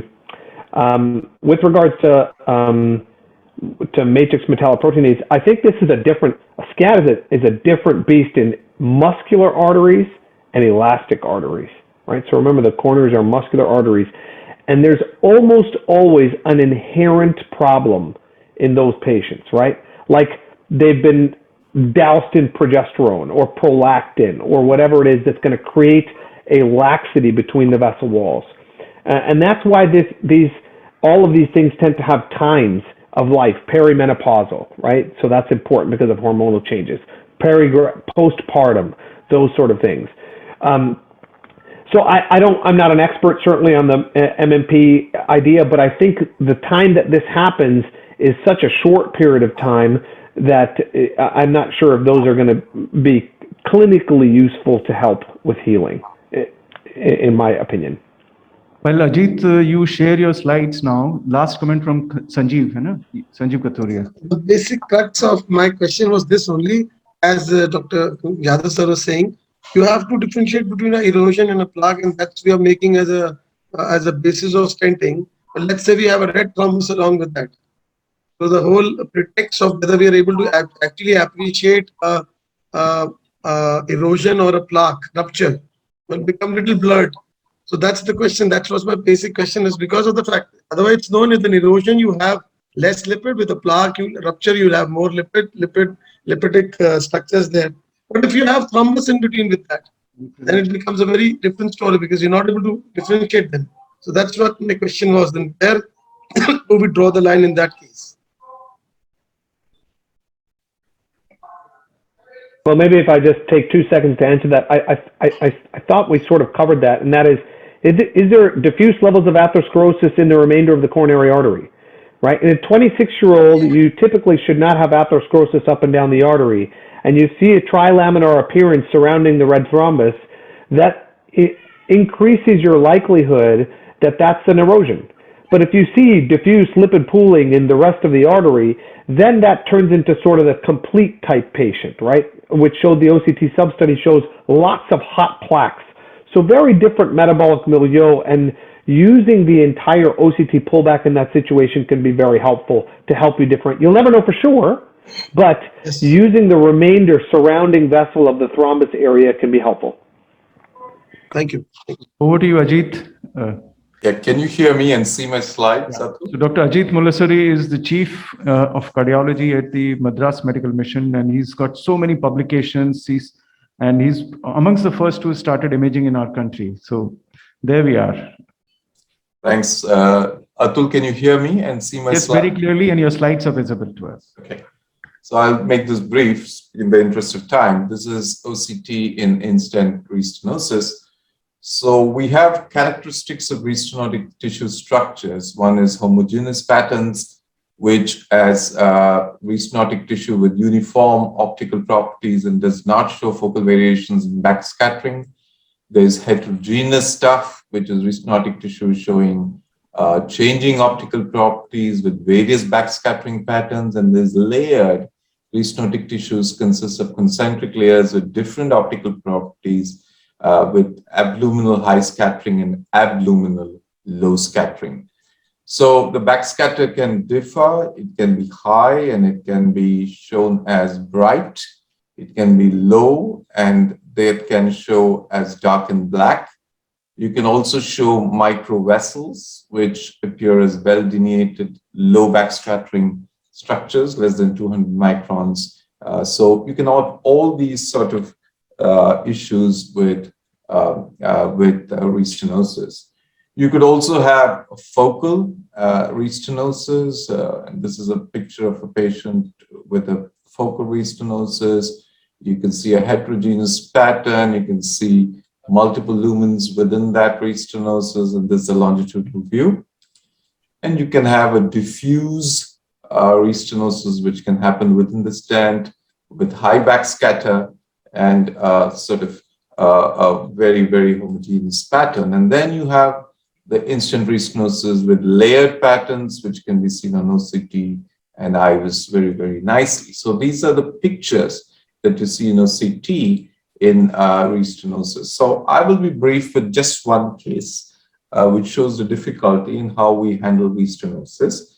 This is a 64-year-old gentleman, came with non-STEMI, had an old inferior wall MI, STEMIlized on 5. It was a 2020 case. He had a PCI to circumflex in the past using a 2.25 into a 28 millimeter DES. There was CKD stage 1 with mild LV systolic dysfunction. And this is the angiogram of this patient, and you can see the previous stent here. On the angiogram, you can see there is in-stent restenosis. The right coronary is okay. The LAD is sort of having mild disease.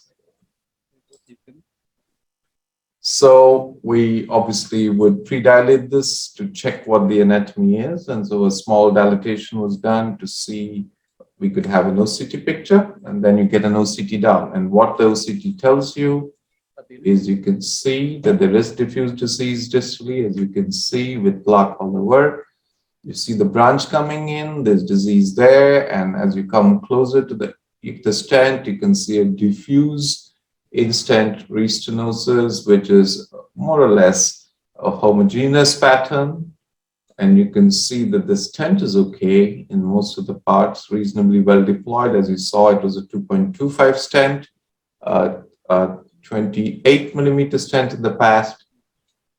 You can see all the area having diffuse disease and diffuse restenosis with intimal hyperplasia right coming up. And here is a non-stented area, which also has some atheroma and disease. And as you come towards the left main, you can see that the left main has minor disease. So this is what you have. So you have a patient with a long stent, small vessel, small 2.25 stent deployed with in-stent restenosis, which is diffuse. And the issue is what next? Are you going to treat this with balloon? Are you going to treat it with a debulking, say a cutting balloon? Are you going to treat it with DEB?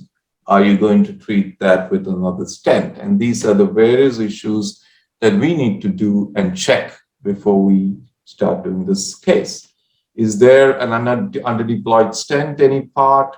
This is something which you also need to know when you're doing the case. So I'd like to take the opinion of people, Ziad, Gary, what would you think would be your first option, and how would you treat this patient before I go into my slides? Ziad, I'll let you talk. I've talked enough. Maybe we can ask Maybe you can just run through it one more time, Ajit, so I can take another look at it in the meantime. I mean, but just to my eyes, some of the stent is underexpanded. I mean, it's not a very big distal vessel, but some of it looks to me underexpanded. Yeah, particularly the proximal That part. again, yeah. Okay, here we go.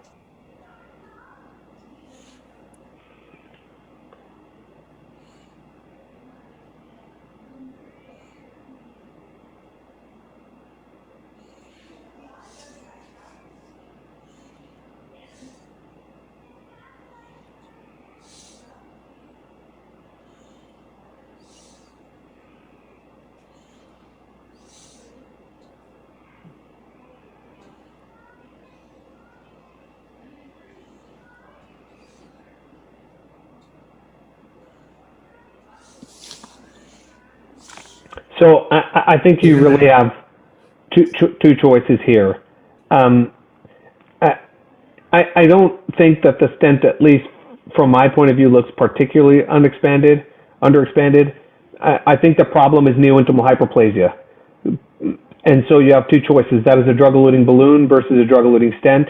And if you believe the RIBS 4 data, which I think is good, but the target vessel failure rate in the RIBS 4 is extremely low, right? So if you look at, you have a 6% target vessel failure rate at 1 year from a drug-eluting balloon, that's better than most stents.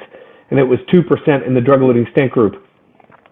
So I think you have a single layer of stent here in a proximal vessel. I'm kind of shifting my practice to using a drug-eluting balloon as my first modality for neointimal hyperplasia to see if that actually tackles it. But if they come back again with restenosis, I'd put a second layer of drug-eluting stent. Why do I say that?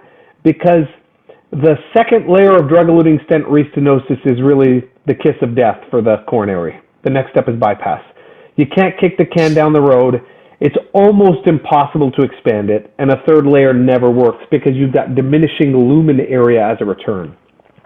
So for me in this case, if I have it on the shelf now in clinical trials in the US, drug-eluting balloon would be the treatment of choice. Especially since the distal half of the stent is only 2 millimeters. Yeah. Exactly.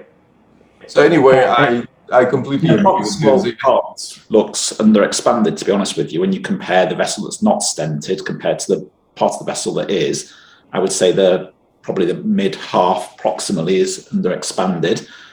So I would definitely try to optimize the expansion further there. I generally use a cutting balloon in these sorts of cases as well, just to cut the intimal hyperplasia and then have a very low threshold for using drug-eluting balloons rather than a second balloon. So in the UK, drug-eluting balloons are freely available, and that's usually my first line. I hardly ever use another stent. Is there any data to support the use of cutting balloon in a situation of just neointimal hyperplasia? No, there isn't, but I think that perhaps that may optimize drug delivery slightly better. I think that makes sense. I would agree. Most of the data on cutting and scoring balloons in in-stent restenosis was not outcomes data, but just acute procedural data, because sometimes a standard balloon is hard to stabilize inside neointimal hyperplasia. Yeah, can I make actually, let me comment about this. The SR4 trial has shown very clearly that compared the angioscull plus DEB and plain balloon plus DEB, and there is significant reduction in the MACE when you use the angioscull plus, because the cutting balloon, what does it make a small incisions, so it allows the drug to deliver inside, it penetrates, so tissue adherence will be better, stays longer. That's the reason all the even recent consistent data has shown very clearly, if you use the block modification, a severe calcium, block modification DEB more effective compared to plain. Similarly, if you use the angioscull per cutting balloon with the DEB, the results are much better. The SR4 has shown very clearly MACE reduction is significantly low. There's a comment from the floor, Yeah, Dr. Arun Mohanty. Yeah, can I make a comment? Actually, this is a diffuse in ISR. Diffuse ISR in a small vessel of this kind in OCT picture is basically due to a reaction to the polymer or the stent or something, which is happening throughout. So it's not a focal issue, and most likely it's related to the polymer or the stent. So second layer of stent will be a better choice in this. And there is a Japanese study which has compared NIH versus new atherosclerosis drug-eluting balloon, and new atherosclerosis is usually focal, and the choice of drug-eluting balloon in those cases is bad. In a NIH of this kind, where we, by putting a second stent, we are further compromising on the lumen, and it's a diffuse thing, and more likely it will come back again with a ISR. So better would be a DEB cutting balloon, debulking the ISR tissue, and put a drug over the ISR tissue, which is a diffuse one, and most likely due to the stent or polymer. It's not a local new atherosclerosis, a new disease processes. For recent ESC guidelines for ISR, DEB and DS both comes under class 1A indication. Here, putting another stent, small caliber vessel, definitely the resistance is very high. But distally, definitely it's an undersized vessel. If you see the vessel size, definitely the smaller area. So adequate expansion is needed before you give a DEB. Otherwise, this is going to restenosis again, because the JOG consensus data, the recent DEB consensus data, which is published in JOG very recently, it shows very clearly block modification, expand it nicely, optimal result, that time only use DEB. If suboptimal result, particularly the FFR, if the FFR is more than 0.8, you can use the DEB. With FFR below 0.8, redo stenting. So, Dr. Tajmal Hussain, would you make a comment on this? We are waiting for you. Yeah, I think it's a great case by Dr. Mullasari. What I would do is my choice in a diffuse NIH would be go ahead with a cutting balloon and then image again to see how much luminal gain I achieve and end up with a final DEB. If I don't achieve good luminal gain after another OCT run, then I would go ahead and stent it probably. Otherwise, I would end up with a drug-coated balloon. So friends, this has been a wonderful evening, and we will take one brief closing comment from all our esteemed guests, starting with Gary, Ziad, Mamas, and then finally Nishit Chandra, our course director, will say the closing remarks. Gary? Yeah, great cases and great discussion. I've enjoyed this very much. Atul, if I could just finish my case. Show us the results before we do that? Yeah, sure. So I'll just quickly finish the case. So anyway, we decided to go ahead with the and then we'll do the drug-coated balloon, and this is what we did with the drug-coated balloon, and that's the. Well, what happened with the drug-coated balloon was we got a reasonable result at the distal area, but there was diffuse disease there, but the proximal area had some recoil with the balloon, and we had to put a 2.5 into 18 millimeter stent and then optimize it with a higher pressure balloon. And then, so with distally, it was all with drug-coated balloon. The proximal part, we didn't have the stent, ultimately had to have a small stent in, 2.5, and this is the final result after this. And I think that we ran up a reasonable result with what we had, and hopefully we won't turn back with restenosis. Thank you.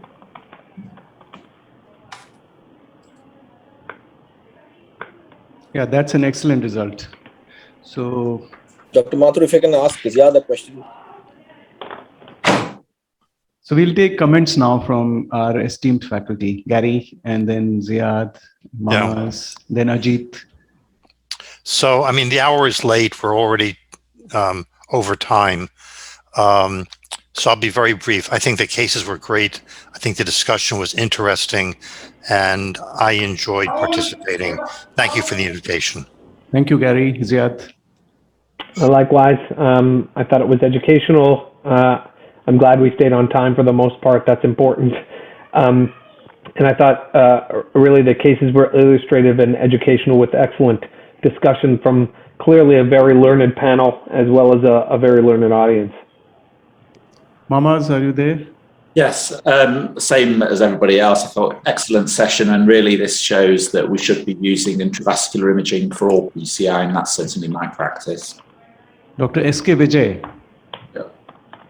Yes, sir. Just last minute. That we know that the heterogeneous patterns of ISR are not responsive to drug-coated balloons, but as Dr. Zayad, Dr. Tazammul said, that guiding of our strategy by a luminal gain, and then going especially in patterns of layered homogeneous pattern, or in those cases, we can guide our strategy whether to go for a drug-coated balloon or drug-eluting stent after the luminal gain once we achieve the plain balloon.